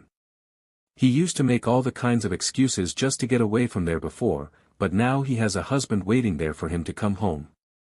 Not to say, they're in love. He won't let himself get ahead of himself. Really, he's just giddy. And no, he's anything but a sap. There's just no other way to describe the feeling. It all started last night, when his father triggered some doubts about Midoriya, all for him to blow away with something like cake. Seriously, Midoriya didn't even have any idea of what he did. He's a reassurance, in and of itself. And so much Todoroki didn't feel the need to ask questions anymore. There's absolutely no doubt in his mind, Midoriya would not be able to do a single slightest bad thing, if his life depended on it. It's just unthinkable. And the fact that Todoroki believes like a devotee just after 1 week of knowing the guy honestly scares him. He isn't blind to say the least, but he's even starting to consider that if Midoriya would ever do something bad or hurt him, he'd be far too willing to close his eyes and excuse it. Like how his mother used to be. Now he doesn't want to compare his marriage to that of his parents, but they're literally the only example he has. He's probably just lucky Midoriya isn't like his father. Because everything about his husband just feels like a whirlwind of all the things he finds appealing. And okay, so maybe he is a sap. But he's not in love, PRD. Just a little giddy, excited, curious. There's lots of things he still wants to know about his husband, many things he wants to experience with him, as well as tons of what-ifs and maybes and questions he wants answers to. Yet still, he has to go to work. He sighs, rubbing his knees to stop his leg from bouncing. He could tell people are looking at him weirdly, from where he sits on the train. Usually, girls would approach him, greet and praise. But now they only stare. They must be able to tell he isn't his usual self, not that the change was a bad thing. He's just too happy and restless, and people probably think that's weird. But whatever. If it keeps them away, that's great. Eventually, he gets off the train and nods to a few older people who greet him. The hero office he and some of his classmates established after graduating is just 10 minutes away from the station. A lot of them didn't want to be sidekicks, so they just stuck together. Many fresh graduates are starting to get bold following the example of pro-hero Deku, who also made a name for himself fresh out of hero studies. He was the main reason their generation is called the symbols of peace. He admits they get a little forward sometimes, but doing their own thing as a group will always be better than obeying orders from a superior. They still know how to listen to some authority's guidance though, so that's fine. Todoroki rounds a corner and stops. There were a lot of reporters and photographers for some reason, loitering around the parking lot. That's almost always a bad thing. He decides to go around the back, running up the fire exit to the 4th floor. He breathes a sigh of relief when he doesn't bump into anyone at the hallway, and enters their office. Suddenly, all the chattering stop. And they're all looking at him. How peculiar. Usually, people would greet him or ignore him. But now everyone is dead silent, like they've seen a ghost. Weird. But as long as they don't talk to him, it's not his problem. He walks towards his desk, takes a seat and starts his computer while sifting through reports and papers he has to work on. He didn't have to wait long, and Kaminari is in front of his desk. Good morning, Todoroki. And welcome back. Thanks, he nods, waiting patiently for the blonde to spill the news like he always does. How have you been? Fresh from vacation. Kaminari continues, with a very distinct twinkle in his eyes. Good, actually, Todoroki smiles good-naturedly remembering the past week's events. I might take more time offs from now on. Oh ho. I bet, Kaminari was laughing inside his head, he could just tell. But he didn't want to ask a question, preferring to stare dead at the blonde. You haven't seen the news, have you? Kaminari takes the hint and starts scrolling on his phone. Now Todoroki gets a bad feeling, this was probably about him if Kaminari was acting so smug about it. He thinks about all the possible things it could be about, his leave, his wedding, his husband, his yesterday. And then he sweats. Well, I was preoccupied, he answers instead, leaving out how that's because he was too busy thinking about his husband, who also happens to be the possible cause and reason for all of this. With what? Kaminari looks up to him from his phone. Or better yet, with who? Todoroki sighs in resignation, this was definitely about his husband. He thinks back at the reporters and photographers downstairs. Just show it to me, how bad is it? Bad. But this is good. Too good to be true. Just unbelievable. I've never seen better news in my life. Kaminari finally shoves his phone on his face. It was a picture of Todoroki at the cafe he was at yesterday with his husband, it shows him leaning over the table to lick at Midoriya's. The headlines read, Pro Hero Shouto out on a date, Pro Hero Shouto with his boyfriend, Pro Hero Shouto is gay. Nice shot, he comments instead at how the photo captured Midoriya's surprised expression perfectly. He had been too close in person to really appreciate it at the time. There were two more shots, one when Midoriya was feeding him and the other of Midoriya kissing him goodbye on the cheek. Ah, come on. I went out of my way to build the suspense, the least you could do is give me a violent reaction, Kaminari puffs his cheek. Todoroki just shrugs, and that seemed to be the cue for Yaoyorozu and Jiraiya to approach them. Shinso spares him enough mercy and minds his own business from the desk next to him. So, you're not gonna deny it, huh? Jiraiya asks, sitting on the edge of his desk. What's to deny? There's literally a picture of us. Todoroki takes Kaminari's phone and starts scrolling through the news about him. The comment section is wild, fangirls were grieving, gays were celebrating, and homophobes were condemning him. Sounds about right, he isn't expecting anything less. Besides, I don't want him to hear any news about me denying him. So he really is your boyfriend? Kaminari leans on the table.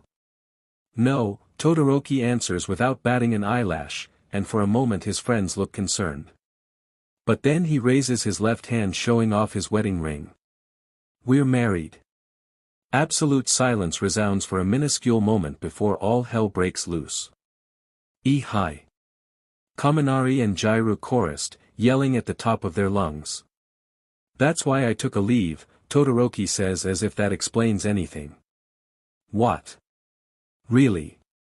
The heck? Are you serious? Kaminari takes hold of his wrist and glares at the ring as if it were a lie. Beach, I didn't even know you were gay. All this time, I thought you were ace. Jiraiya pulls on his earphone jacks. I'm so disappointed in me. Yaoyorozu chuckles at the duo's antics and when they've had enough, she faces Todoroki and asks seriously. Why didn't you tell us? Instead of answering, Todoroki glances around. Everyone was trying not to look at them, but he knows they're all ears. Now he doesn't think ill of anyone, especially those of their own office. But there were staff, interns, and people he isn't very close with. He isn't sure either of how much information he was allowed to divulge, or how much Midoriya would be comfortable with people knowing. I'll explain everything later. No. You can't keep us hanging like this. We need to know now. Kaminari slams a hand at the table. Let's go to the conference. You come too, Shin. Why? Shinso asks, not looking up from his laptop. Because, Kaminari walks up to him and pulls him by the elbow, looking towards Todoroki's table. Now, let's go. Todoroki sits at the head of the table with Yaoyorozu and Jiraiya to his right, Kaminari and Shinso to his left. There was suddenly an unspeakable tension in the air. If it feels like they were about to have a serious top-secret meeting, it might as well be. All right, spill. Kaminari grins at him like he's the best news he's heard in days. He probably is. Todoroki breathes deep once. That was enough. I didn't say anything about my wedding because I didn't know much about the arrangement at the time. Arrangement. Yaoyorozu frowned at his choice of words. It was an arranged marriage, set up by my father. Todoroki stares at his hands resting on the table. I didn't even know who I was marrying until I was at the altar. Kaminari's smile was slowly sliding down. What? But it's not that bad, he turned out to be a really nice guy. Todoroki nods to himself, avoiding the questioning stares. You're saying you're okay with this? Jiraiya asks, disbelief written on her face. Yeah, Todoroki nods again, smiling a little inwardly. I honestly have no complaints thus far. So, what? You like him? Kaminari couldn't think of any other good explanation. I wouldn't really go as far as to say that, Todoroki answers looking up to stare at them. Well, you certainly don't hate him, Jiraiya smirks at him. If skin his face was any indication. Todoroki pinches the bridge of his nose. It wasn't like that, he knew it wasn't like that. But it might as well have been like that, with the way the picture looked and his intentions at the time. Or was that just for show? Yaoyorozu asks before he could reply. No, it's not a show, he quickly dismisses the thought. He always knew Yaoyorozu was smart, and she wasn't new with shows that go with the social hierarchy. We didn't know we were being watched, it completely slipped our minds. Why? Because you were preoccupied. Kaminari wiggles his eyebrows. Todoroki sighs. Yes, it's because we were flirting. Oh my god, can you say that again? I need to record it. Kaminari points his camera at the bi-haired man in question. Todoroki narrows his eyes at the blonde. No. So, you're just attracted to him. But it's not to the point you could say you like him already. Jiraiya tries to clarify. I don't know, Todoroki rubs at his nape. I think he's cute, and everything about him is appealing to me. Like, he's my type or something, probably. But isn't that what it means to like a person? Jiraiya raises an eyebrow at him. I'm not sure, Todoroki leans back on his chair, resting his head on the backrest. I don't think I know him enough to say that I like him. But. Jiraiya prods. But I enjoy his company. And I'm not afraid to make advances. I don't even have to think or worry about how he'll react or whether he'll reject me. Why not? Because we're married. And he told me he was my fan, that he likes me. So he confessed. Not really. He just mentioned it in passing. But doesn't that mean you're taking advantage of him? That you're leading him on? Kaminari frowns at him. You know he's a fan and he already told you he likes you, but you don't. And still you flirt. No, we're just trying to make our marriage work. So it's an obligation. Jiraiya continues with the questions. No, it's not just that. So it's more than that. Jiraiya tries again. I think I wouldn't be surprised if I do end up falling for him, it feels like that's the natural course our relationship is going to take. So then what is the deal? Why don't you just say you like him and be over with it? Jiraiya almost gives up, slouching on her seat. I think it's too soon for that, I don't know if I'm ready. Todoroki frowns at his hands. But you weren't afraid to make out. Kaminari goes back to his phone. It just happened, I wasn't thinking. Todoroki runs a hand through his hair. I just feel safe with him, like I can't do anything wrong. Like everything's going to work out fine in the end because I'm with him, even though I don't even know him. Sounds like a soulmate fanfiction. Kaminari comments offhandedly. Shut up, Kaminari. Okay, so the key point is that you think it's too soon to say that you like him. You're just refusing to be a victim of love at first sight. Jairu let her head hang from the chair. I just want to get to know him more, before I let myself get carried away.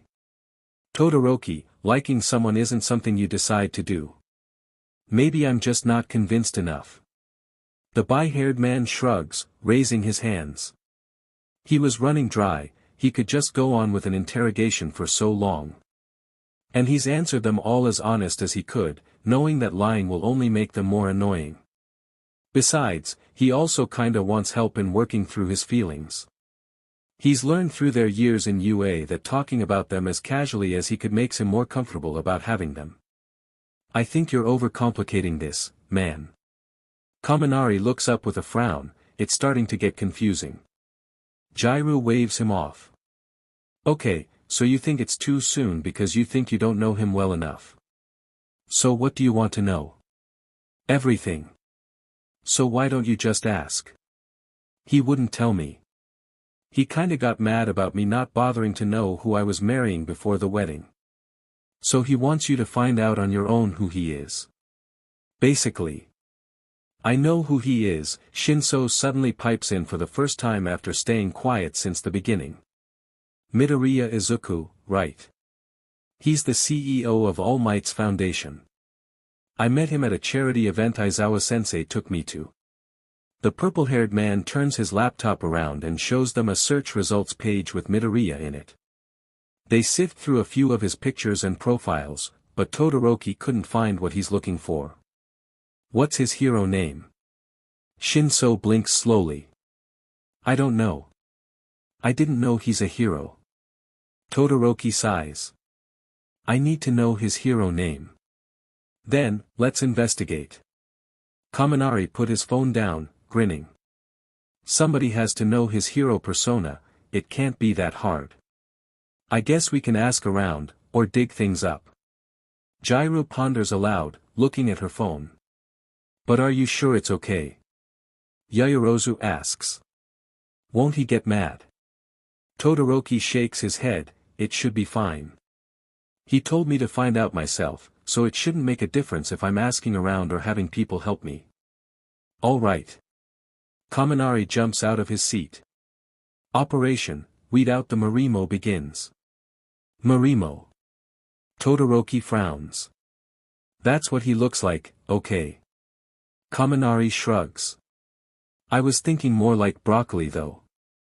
Jairu looks at the Midoriya's pictures on her search engine. Broccoli isn't a weed though, Kaminari reasons. Todoroki sighs. This is stupid. The day passed by particularly slowly, and still they did not uncover a single significant clue that would lead them to his husband's hero persona. Todoroki was not sure if it was a good thing it had been a slow day, but what he was thankful for was that Bakugo had been out the whole day with Kirishima. And since the two of them had been apparently enough to patrol their area by themselves, the rest of them could take it easy with the paperworks. Or not, depending on how you look at it, or if you're actually getting the job done. But in their case, they weren't, since they had more pressing matter to attend to. Bakugo would probably blow his fuse when he finds out they wasted the day away doing nothing productive, but no one really heeds to him anymore as long as there's Kirishima. Anyway, it was time to go home. But even so, the media people did not give up. They were still waiting by the gates to ambush him. Todoroki doesn't really know how to deal with them, especially because he wasn't sure of what to say and how much Midoriya would be comfortable with sharing to the rest of the world. He heaves a deep breath and decides to brave through, stepping out of the safety of his agency's building and into the pit of doom. He was immediately surrounded by reporters shoving microphones and cell phones to his face, flashing lights of cameras relentless. He has never seen them this aggressive and chaotic towards him before. He's itching to use his quirk to keep them at bay, but he manages to hold himself back. Pro-hero Shouto. Who was that man you were seen with yesterday? A female reporter to his right, shouts pushing through the others. Is he your boyfriend? Another one asks from the back. How long have you two been together? A man this time, shouts from his left. Are you gay? Another man yells from somewhere he couldn't pinpoint. How do you think your father will react to this? Another woman asks. And they just keep on going. Todoroki really meant not to comment and just pushed through without divulging anything. But that last particular question got to his nerves. Why do these people even assume he cares about what his father thinks of him? Hasn't he shunned him enough by not using his flames? Don't they know anything? They're supposed to be reporters. He grabs one microphone and addresses the nearest camera to his face. My father fully supports my relationship with Midoriya Izuku. In fact, he attended and blessed our union. Todoroki raises his left hand that wasn't holding the microphone, showing off his golden wedding ring. And if the pictures do not make it obvious enough, yes, I'm gay. Todoroki then shoves the microphone back to whoever he took it from, releasing enough heat and cold from his body to show people he wants them to step back. Now, please don't bother me or my husband at work, lest you want to deal with my father's people. He then stomps away without another look, making sure to leave burnt marks and frost on the ground. He decides to take a service car home, he'll just return it tomorrow. Driving home is fairly more convenient, but now he remembers how the people at the train stared at him this morning. It wasn't because they figured he was off, it was because of the news he didn't bother checking. He thinks about how his husband would have to deal with the same harassment, or probably worse because his personal life is separated from his hero persona.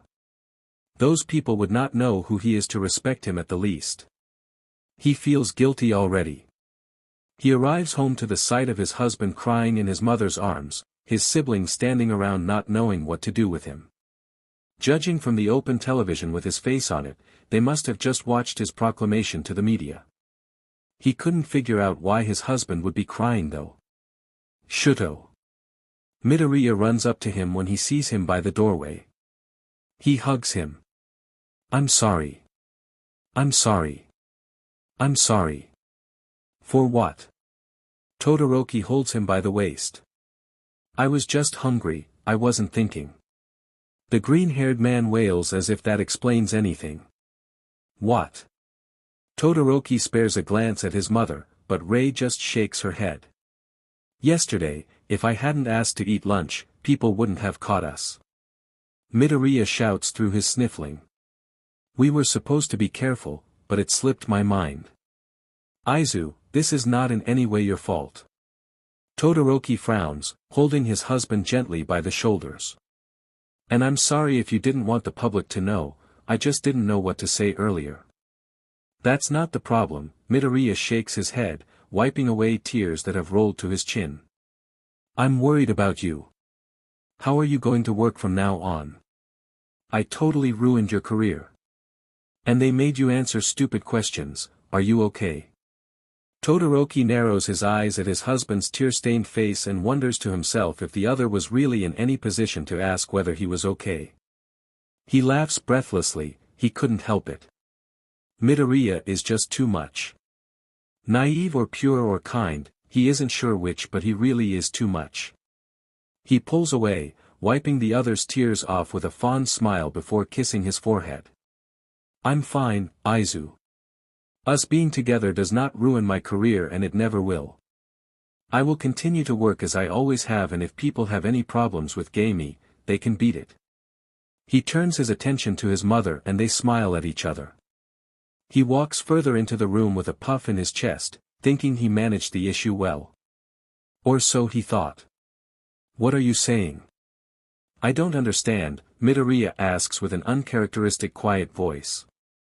Now that people know we're together, those who know about my hero persona would come after you too, and this family. Villains could attack us. Todoroki frowns, looking back at his husband. This was not the kind of turn he was expecting. He still does not know anything about his husband's hero persona, but if it's true they could become a target for villains, that says a lot. Still. Izu, we're both heroes. If anyone should attack us, we'll fight back. Midoriya looks at him with dread, shaking his head like he doesn't know what he's saying. Slowly, his green eyes widen marginally. Oh, what is it? Todoroki is confused but also concerned. I get it now, sorry for blowing this out of proportion. Midoriya slumps to the wall. It's because Endeavor's your father, that's why you never have to live in fear. What? Todoroki didn't mean for that to sound biting, and he knows Midoriya does not know anything about his father and this family. But that was pushing it. I haven't seen my parents for over a year now, and I'll probably never see them again if things take a turn for the worse. Midoriya grips his hands together, new tears already forming as he starts rambling. I'm always afraid villains would come after me, my parents, and the people I care about. I might not be able to protect them, I could lose. What are you talking about? Todoroki tries to approach his husband, but he steps back. Do you know why All Might doesn't have a family? Midoriya bows his head now, shadowing his eyes. It's because he was scared, even he was scared. Todoroki didn't know what to say to that, he didn't even know All Might didn't have a family. Ever since the man's personal identity was revealed to the world, he stepped off the spotlight, completely vanishing from the public. There were speculations he went back to America, but reports from the higher-ups always suggested he was still in Japan. Todoroki couldn't figure it out, and he probably does not have the resources to find out the truth. But what is really troubling is how his husband looks like he's speaking from trauma. What was he so afraid of? What does he mean things could take a turn for the worse? Certainly, villains could attack them, but they would do something about it. He couldn't imagine losing, he didn't want to. And Midoriya was drawing up worst-case scenarios from nothing. Sure, their marriage was just revealed, but to Todoroki that wasn't a big deal. Midoriya getting paranoid was uncharacteristic. There has to be something else to it. Izu why are you all standing around here for? Endeavor suddenly shows up from behind Midoriya. It's dinner time. Midoriya whps his head around at the sound of the commanding voice. Father-in-law. He runs up to him and clutches at ends of the older man's shirt. The media found out about Shouto and me. So what? Endeavor answers unfazed. His hero career is ruined. Midoriya cries. He doesn't have one, Endeavor doesn't miss a beat. So long as you aren't number one, it doesn't matter whether you're supposed to be a hero or not. Midoriya was obviously taken aback, he wasn't able to answer. And how many times have I told you to drop the whole crybaby act? Endeavor frowns at the tears, pinching Midoriya's nose and pushing him off. He walks towards the dining hall. You're going to be the number one hero soon, you can't keep sniveling like a brat. But, Shouto's career, Midoriya fruitlessly tries to wipe his tears away. And the villains, now they know I'm a Todoroki. Izuku, the strong do not recognize fear. Endeavor sits himself at the head of the table. It doesn't matter if the enemies come after us, they won't win and they never will. You can't know that, Midoriya shakes his head, shoulders falling. Maybe not about them, but I know that you're strong, so stop acting like you're weak. Endeavor dismisses him then, motioning for Fuyumi to serve dinner. Really, I don't understand why All Might chose you. Todoroki doesn't know if that is his father's way of reassuring Midoriya, but his husband shuts up. And remains tight-lipped through the whole dinner. Needless to say, it had been an excruciatingly awkward dinner. His parents had not spoken to each other once after his mother came back, and neither seemed willing to try. His older siblings did not bring anything up either, so usually the chatter would be facilitated by Midoriya. It doesn't seem like that would be happening tonight though. The bi-haired man glances at his husband, it was the first time he's seeing Midoriya in distress. And he couldn't figure out why, it made no sense to him. Sure, it was probably going to be bothersome that everyone knows they're married now, but it's not the end of the world. And even if villains do target them, they will protect each other, right? They're husbands now. They're family now. And he wants to assure him of all of that. He doesn't understand the hysteria and he doesn't need to, but he'll be mad if he ever allows his husband's feelings to be invalidated. Todoroki reaches under the table and takes hold of Midoriya's hand, squeezing firmly. His husband looks up to him then, but he doesn't meet his gaze. He doesn't let go until they're inside his room. Todoroki prepares their futons then, and just like their first night together, he offers a hand to his husband. Midoriya doesn't take it this time though. Shouto, we can talk about it later, whenever you're ready. Todoroki stands up and coaxes his husband into a hug. He holds him tight by the waist, resting his chin on soft green curls. He doesn't know how to make anyone feel better, he's never had to try before. He doesn't know how to reassure him either, that everything will work out all right in the end, he doesn't know if they really will. But he wants Midoriya to feel the same as what he makes him feel. No worries, just hope. And maybe something more in the future. I didn't know I was looking for love until I found you, Todoroki Izuku, Chapter 05. Todoroki wakes up with Midoriya still in his arms. He watches him closely. This is the first time they are sharing an NTMT moment without all the teasing. And it just feels too good to be true. They got along too well, he was expecting this to be harder than it has been. He thinks about whether he's been too lenient or whether Midoriya has been too kind. He isn't expecting this marriage to work, it isn't supposed to. But here they are, in each other's arms. Todoroki doesn't like it. He dreads, there must be a catch somewhere. And it's probably within the agreement Midoriya has with his father, but he doesn't know jack. He figures he'll have to deal with whatever it was eventually. Midoriya stirs and their eyes meet. He jolts and then freezes. Todoroki chuckles, it's only me. He kisses the other's forehead, good morning. Good morning, Midoriya mumbles, eyes searching. What are you looking for? Todoroki thinks aloud. I don't know, a catch. Midoriya looks away, sitting up and stretching his arms overhead. Oh, same, Todoroki admits. Midoriya looks over him and stares again. You don't have to be so nice to me, you know. I really don't want to get used to it. We're husbands, Todoroki sits up as well. And it's not like you've given me any reason to be upset with you. Really? Midoriya looks surprised. Todoroki didn't want to tell him he finds the other endearing, so he just shrugs. I was so sure I was annoying you already. Well, you didn't. Now what? They stare at each other for a while before Midoriya answers. I have to go back to work starting today, I'll probably be busy. Oh, same. Todoroki looks down. But I'll do my best to be here for breakfast and dinner, and the rest of the night. Midoriya ducks to peek at his face, trying to compromise. He tries not to think about what that may imply. It's okay, it'll probably be the same for me. Todoroki rubs at his nape. Yesterday, I didn't do anything but paperwork, but I'll probably have patrol today. Of course, he doesn't tell his husband he was the subject of said paperwork. Midoriya nods quietly. Both of them sensing each other's reluctance and disappointment, despite there not being a problem at all. My friends want to meet you, by the way, Todoroki changes the subject. They saw the news and wouldn't stop annoying me about you. Oh, Midoriya looks at his hands on his lap. Isn't it too soon?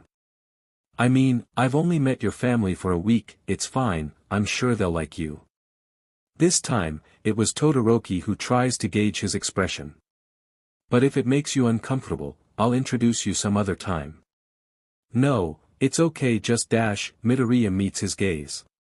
Which friends are we talking about exactly? The ones from my agency, Creati, Earphone Jack, Chargebolt, and Brainiac. Oh, I met Brainiac before. Midoriya thinks back on meeting Shinso Hitoshi. That's what he said, Todoroki remembering the events of yesterday. He told you. He saw our picture, you asked about me, didn't you? You told me to go figure, well, he doesn't know I'm a hero. That's what he said, Todoroki sighs. He's not really annoyed, just restless. Also, now he does know. I guess, I don't mind meeting your friends. Midoriya acquiesces, accommodating his husband's mood. When is it? I don't know, they just asked me to ask you. There's nothing set up yet. Alright, just let me know whenever then. Todoroki stares again, he can't seem to stop doing so. Will you be okay today? The media will swarm you. Midoriya shrugs. I'll be fine, we have security. They end up going back to the topic they didn't want to talk about anymore, work. And they both didn't want to go. We need to get going. Midoriya runs his fingers through his hair, his injury's a lot better now. He wasn't wearing bandages anymore, since most of the skin has dried up. Todoroki takes notice of it. Yeah, he answers, agreeing. But they don't move. Midoriya gets conscious of his husband's eyes on him, so he stares back. They look at each other for a while, but Todoroki doesn't say anything. Then he offers a hand, like he always does. Midoriya takes it with his previously injured arm, and lets his husband examine the damage. It was red, and raw, and reminded him of the one on his face.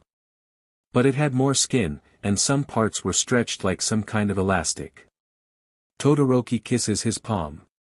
And they stare at each other again, quietly. Midoriya doesn't know what they were doing, Todoroki doesn't either. Oh, who am I kidding? Midoriya mumbles and crawls up to his husband, sitting himself in front of Todoroki before surging forward for a kiss. Todoroki meets him halfway, then pulls him onto his lap. And they wrap themselves in each other's arms, encouraging each other with nods and nudges. Midoriya bites his husband's lips and Todoroki responds by using his tongue. Midoriya was the first to keen, spreading his legs and wrapping them around his husband.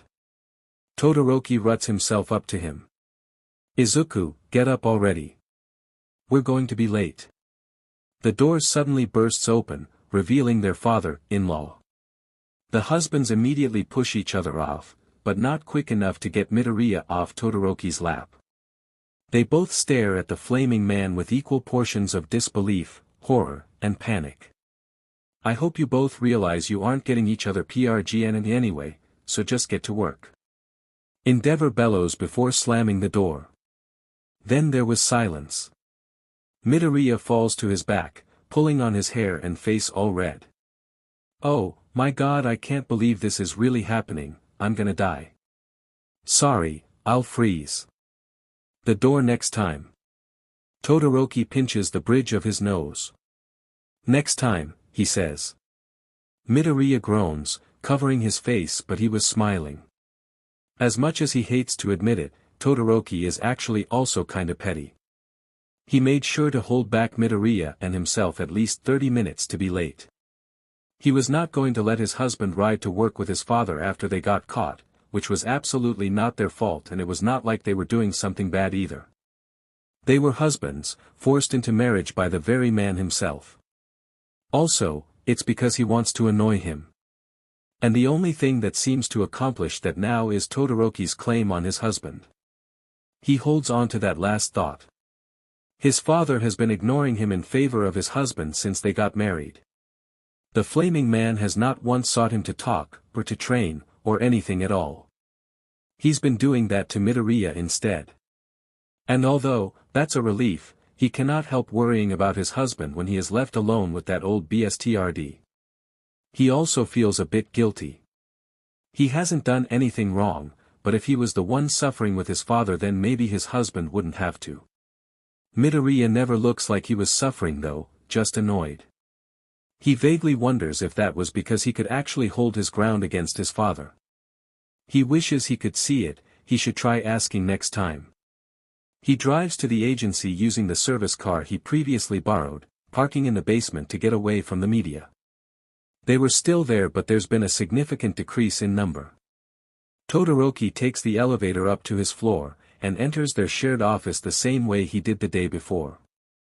He was glad everyone is acting more normal now, neglecting him to focus on their own works. Except for Kaminari.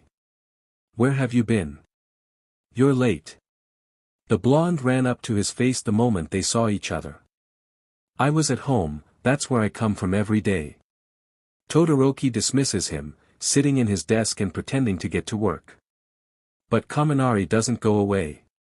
You should have been here earlier. You could have gotten a mission with Deku. Todoroki stops shuffling papers, and looks at him for further explanation. His agency called for assistance, they needed another person on the team. Who did we send? Todoroki looks at the empty desk in front of him in dread. Katsuki went, Kirishima answers from the table in front of Shinso. Todoroki looks to his left, to Yaoyorozu. Of all the available people in here, you sent Bakugo. Yaoyorozu smiles sheepishly. We couldn't wait for you, and they needed someone immediately.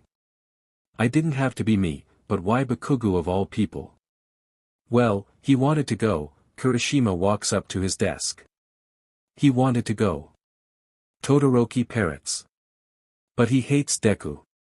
I dunno, man, he looked sad, so I didn't ask. Kirishima shrugs sheepishly. Todoroki sighs. Sorry, man. I should have stopped him, or called you. Kirishima scratches the back of his head.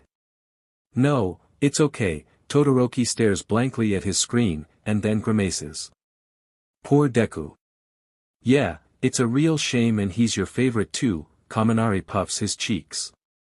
That's a stretch, but I suppose. Todoroki rubs at his nape. But isn't it kinda weird? Jairu suddenly speaks from in front of Yaoyorozu. For Deku's agency to call ours. That's true, Yaoyorozu agrees. This is the first time it's happened, and in the first place Deku's agency never calls for assistance. Maybe they needed some special skill. Kaminari wonders aloud. How do they know who we were going to send? Jairu asks back. If it was some special skill they would have asked for someone specifically. I don't know, but anyway. Kaminari turns to the bi-haired hero. What took you? You've never ever been late before. Maybe he didn't want to get out of bed. Jairu smirks, catching on. He is married now after all. Todoroki sighs again, this time a bit deeper, remembering the events of the morning. It was my father, I didn't want my husband to ride with him. So you took him to work? Kaminari asks. No, he wouldn't let me. He took the bus. Todoroki starts rearranging the papers on his table again. Oh, so he's really doing his best to keep his job a secret from you, huh? Kaminari watches him. Not really, he wants me to find out, but on my own. Todoroki makes a pile on the side, he really didn't want to do paperwork. And maybe he really was looking forward to a patrol or a mission, too bad Bakugo got to it first. So did you ask him about meeting with us? Kaminari leans of his desk. Oh, yeah. Todoroki looks at the blonde and the rest of his team. He said he'll come, we just need to set it up and he'll make time. Great. Kaminari looks at Yaoyorozu. When are we all free? Yaoyorozu checks on their schedules. Well, we're not that busy, and most of our missions are low priority. She looks at Todoroki. I think it would be better if Midoriya-san tells us when he's available and we'll work it out. Alright, I'll let him know. Todoroki nods, taking out his phone, only to realize he still doesn't have his husband's cell phone number. I'll tell him when I get home. Please don't tell me you don't have your husband's number. Kaminari saw him take out his phone. I don't. Todoroki pockets his phone. I meant to ask him, but we got into an argument and I forgot. Are you two okay? Kirishima frowns. How are you two doing? We made up already. Todoroki leans on his chair. And we're doing great, honestly. I thought getting married to a stranger would be harder than this. What? So you had good section? Kaminari asks offhandedly. Todoroki splutters, and Jairu starts laughing at him. It's not like that. Todoroki vehemently denies, cheeks reddening. We haven't done anything. Oh. But you want to, right? Kaminari teases, wiggling his eyebrows. Todoroki doesn't answer, instead he covers his face and groans. Jiraiya laughs harder, doubling over on her desk. Kaminari joins her mirth. That's cruel, you guys. Kirishima shows him some mercy. It's normal to do empty things when you're married. The problem is, they don't know each other, Kaminari replies. And Mr. Lover Boy over here says he's not in love, Jiraiya motions to Todoroki. Then it can be just like a one-night stand, Kirishima shrugs, he doesn't know where he was going with this. That you can do with the same person every night. You mean like buddies? Kaminari raises an eyebrow. Kirishima doesn't answer anymore, just grimaces. Todoroki pinches the bridge of his nose. He hasn't really thought about doing anything NTMT with Midoriya ever, why should they? Weren't they planning a divorce? Sure, they both played it as a joke, but the idea was already there. Though really doesn't want to get used to it. Then he remembers the moment they shared earlier this morning when they woke up. It felt natural, casual, and neither of them wanting to make it awkward helped. He wonders how far they could have gone had that BSTRD not interrupted them. The thought plants itself in his mind, and he carries it with him until the day is done. Todoroki gets home, but Midoriya isn't there to welcome him back. He doesn't think much about it because his husband promised him he'll be home from dinner to breakfast. But then, dinner rolls around and his husband still hasn't come back. He doesn't want to be worried, but he feels restless. So he tries to distract himself by watching the evening news. The first thing he sees when he turns on the television is Bakugo's face, he frowns. The blonde was wearing his costume as Ground Zero, and they were showing a footage where he battles a Numa twice his size. It's the same kind of Numa Todoroki comes face to face with when he first meets Deku. And what a coincidence, Deku is also there, fighting other Numas. The two work well together, they understand each other's cues and know how to communicate without showing signs. The clip is cut short and the battle ends when Shishikura Seiji from Shiketsu comes and turns the remaining Numas into meatballs. Todoroki doesn't remember his hero name, but he's been an obvious choice against Numas thanks to his quirk. The rest of the news turns into commentary and he drowns out the audio thinking about how he would fight against Numas the next time he comes to face them. Since he's only using his ice, he won't be able to burn them like his father does, and he isn't sure if they wouldn't be able to break out of his ice. It was then when he hears the opening of the front door, he doesn't think twice and gets up to greet his husband. Welcome back, Todoroki swings from the door with a grin but abruptly stops. I'm home, Midoriya answers, smiling sheepishly. Todoroki's smile drops and gets immediately replaced by a frown. What happened to your face? I met an old friend, Midoriya scratches his cheek. He had a big black eye on the right side of his face. Todoroki approaches him cautiously, holding him by the chin and examines the damage. Friend. We got into an argument, but I'm okay. Midoriya assures, smiling bright. I hit him harder in the jaw and popped a molar. You must be proud of yourself, Todoroki couldn't stop himself from smiling at that. Midoriya chuckles sheepishly. Todoroki kisses his husband's temple, he couldn't help himself. Then he pulls him by the hand, walking further into the house. Are you hungry? Have you had dinner? Oh, yeah. We ate outside and I wanted to let you know but I didn't have your number. Midoriya fishes out his phone and wordlessly hands it to his husband. Todoroki takes it and types in his number, he guesses that like this he doesn't have to be the one who asks. He hands back the phone and when Midoriya pockets it, he gives him his own phone. His husband types in his number and hands it back just as fast. Then they proceed to their room, and Todoroki sits his husband to the side before sitting himself in front of him. He uses the quirk on his right hand and ices Midoriya's left eye with his thumb. Evergreen eyes stared wide-eyed and questioningly at him as they always do, but this time they relax faster, eyelids getting heavy and gradually closing. Midoriya then rests the left side of his face on his husband's cool hand. Todoroki watches him for a while, until he feels a turning in his gut, and he swallows an imaginary lump. He pulls his hand away and abruptly stands, heading for the door. Shouchin. Todoroki stops. There's no reason for him to walk away. They aren't lovers, they aren't quarreling. They aren't in a fragile relationship that could be easily broken off. They're married, together forever as their vows dictated. And they said they would do their best. But what does that even mean? He turns back to his husband, still sitting on the floor, looking up at him with a worried expression on his face. He grinds his teeth, and stalks him. Dropping on his knees in front of Midoriya, he kisses him as hard as he could, both hands securing the back of the other's head. Midoriya doesn't push him away, and instead holds on tight at the front of his shirt, pulling him closer. Todoroki doesn't wait for an invitation, and invades the other's mouth with his tongue.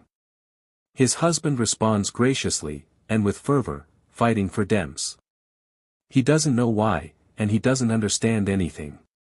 But he feels a strong need to do this, to ascertain something, to be closer. He pushes Midoriya down and straddles him, redirecting his mouth under the earlobe and leaves tender kisses until he gets to the junction of neck and shoulder where he bites. Midoriya whimpers and he feels he couldn't take it anymore. Izuku, he calls out in a ragged whisper. Midoriya doesn't answer, he just breathes heavily, and responds by wrapping his arms around Todoroki's torso. Todoroki bites his lower lip, I don't know what I'm doing. He confesses. Midoriya suddenly laughs, quietly and breathless. He whispers hotly in his husband's ear. Don't you dare apologize now, you coward. I will knee your ball. Todoroki couldn't stop the scoff that comes out of his mouth, but now he was grinning. He pushes himself up, leaning on both arms at each side of Midoriya's head. You are a lot, too much. Of what? Todoroki visibly swallows, good things that appeal to me. So what's the problem? Nothing, that's the problem. Midoriya frowns. Doesn't this feel too easy? Too soon? Midoriya's expression then changes into something Todoroki couldn't read. It's easy because there are no feelings involved for you anyway. Todoroki blinks and opens his mouth to answer but Midoriya doesn't let him. Don't you dare apologize, I'm warning you. Midoriya glares at him, staring him down from his position on the floor before continuing. But for me, I'm married to the man I'm attracted to. I don't have a problem. For me, this hadn't been easy and it's anything but too soon. I've liked you for a while now. Todoroki doesn't reply immediately and they stare at each other for a while. I think I could fall in love with you. He decides to tell the truth. But you haven't yet. I'm not sure, I don't know what I feel. Midoriya sighs. I can't believe you're making me console you over this. Over what? You're upset because you're not in love with me even if you hope to be. Midoriya sits up and pushes him off. You want to make this marriage work and you think the only way to do that is if we love each other, but you don't. He thinks about how much of that was actually true, but his husband doesn't give him enough time to process it. You don't have to try so hard, Sho. It's okay, Midoriya smiles sadly at him. We don't have to be in love. Todoroki's heart drops, and he feels himself slump. He knows he's not in love, but something inside him breaks at that. Midoriya is giving up on him before he could even decide, even after he already told him he liked him. He stares down at the floor. But what if I want to? Midoriya shrugs good-naturedly, but he isn't looking at him anymore. Then, we'll see. When Todoroki wakes up the next morning, Midoriya wasn't there anymore. He tries not to feel bad about that, he tries not to think about the things they talked about either. He sits up, sluggish. He doesn't want to go to work again today, but for a completely different reason this time. And he knows it isn't like him. Before, he would go to work even if he was sick because it was the only thing to do. Work forces him to focus, to clear his head, to be logical. Because of work he could get away from his father, his problems, his thoughts. But now he has Midoriya. And now he doesn't want to go to work because he can't stop thinking about his husband and how he wants to do something for him, anything. He belatedly realizes everything Midoriya said was true. He is upset with himself because he hasn't fallen in love yet even when he wants to already. It was funny and stupid, or just silly that Midoriya figured him out when he and his friends couldn't. And they weren't even supposed to know each other. It makes sense though. Maybe if he had an ideal, it would be Midoriya. And maybe it's because he already thinks like this that he gets more frustrated with himself. He isn't stupid, he understands the implications. When Midoriya told him they didn't need to be in love, he was just really putting it kindly that he doesn't need to love him back. Because his husband already told him that he liked him, he was the one with the problem. He goes back to his previous thought. If he was prepared to consider Midoriya as his ideal, why wasn't he able to tell whether he actually likes him yet?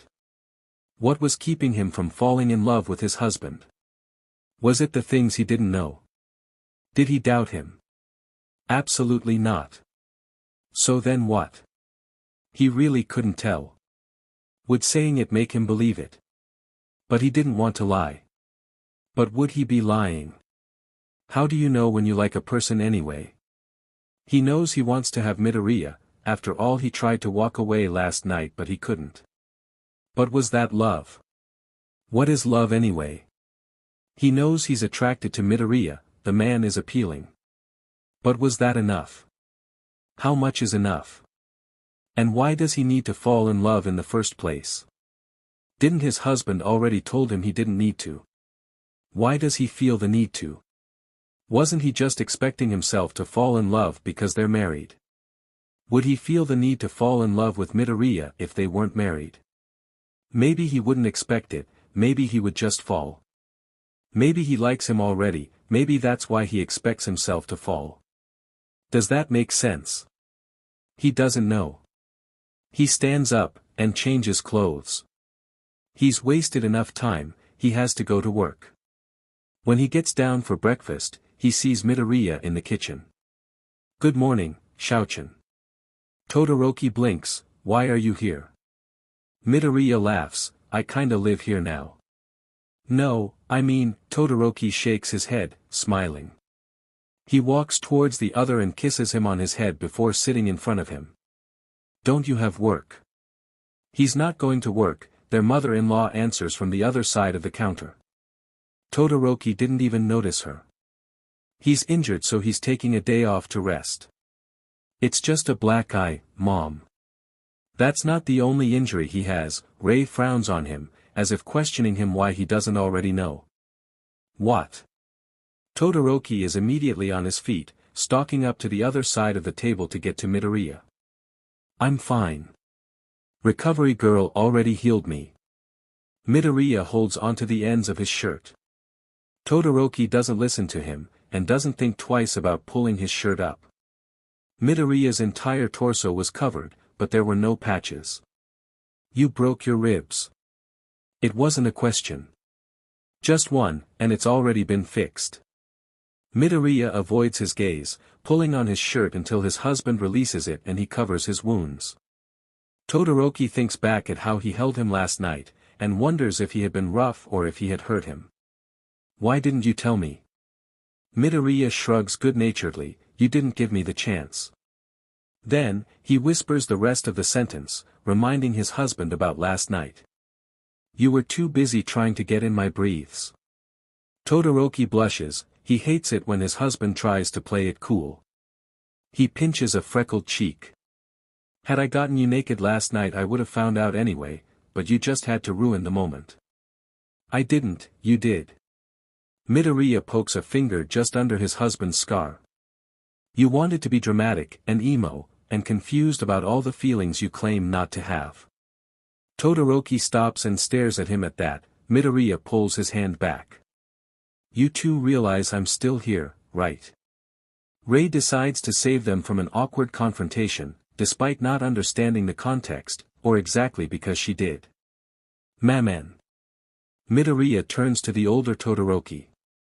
I really need to go to work, please let me.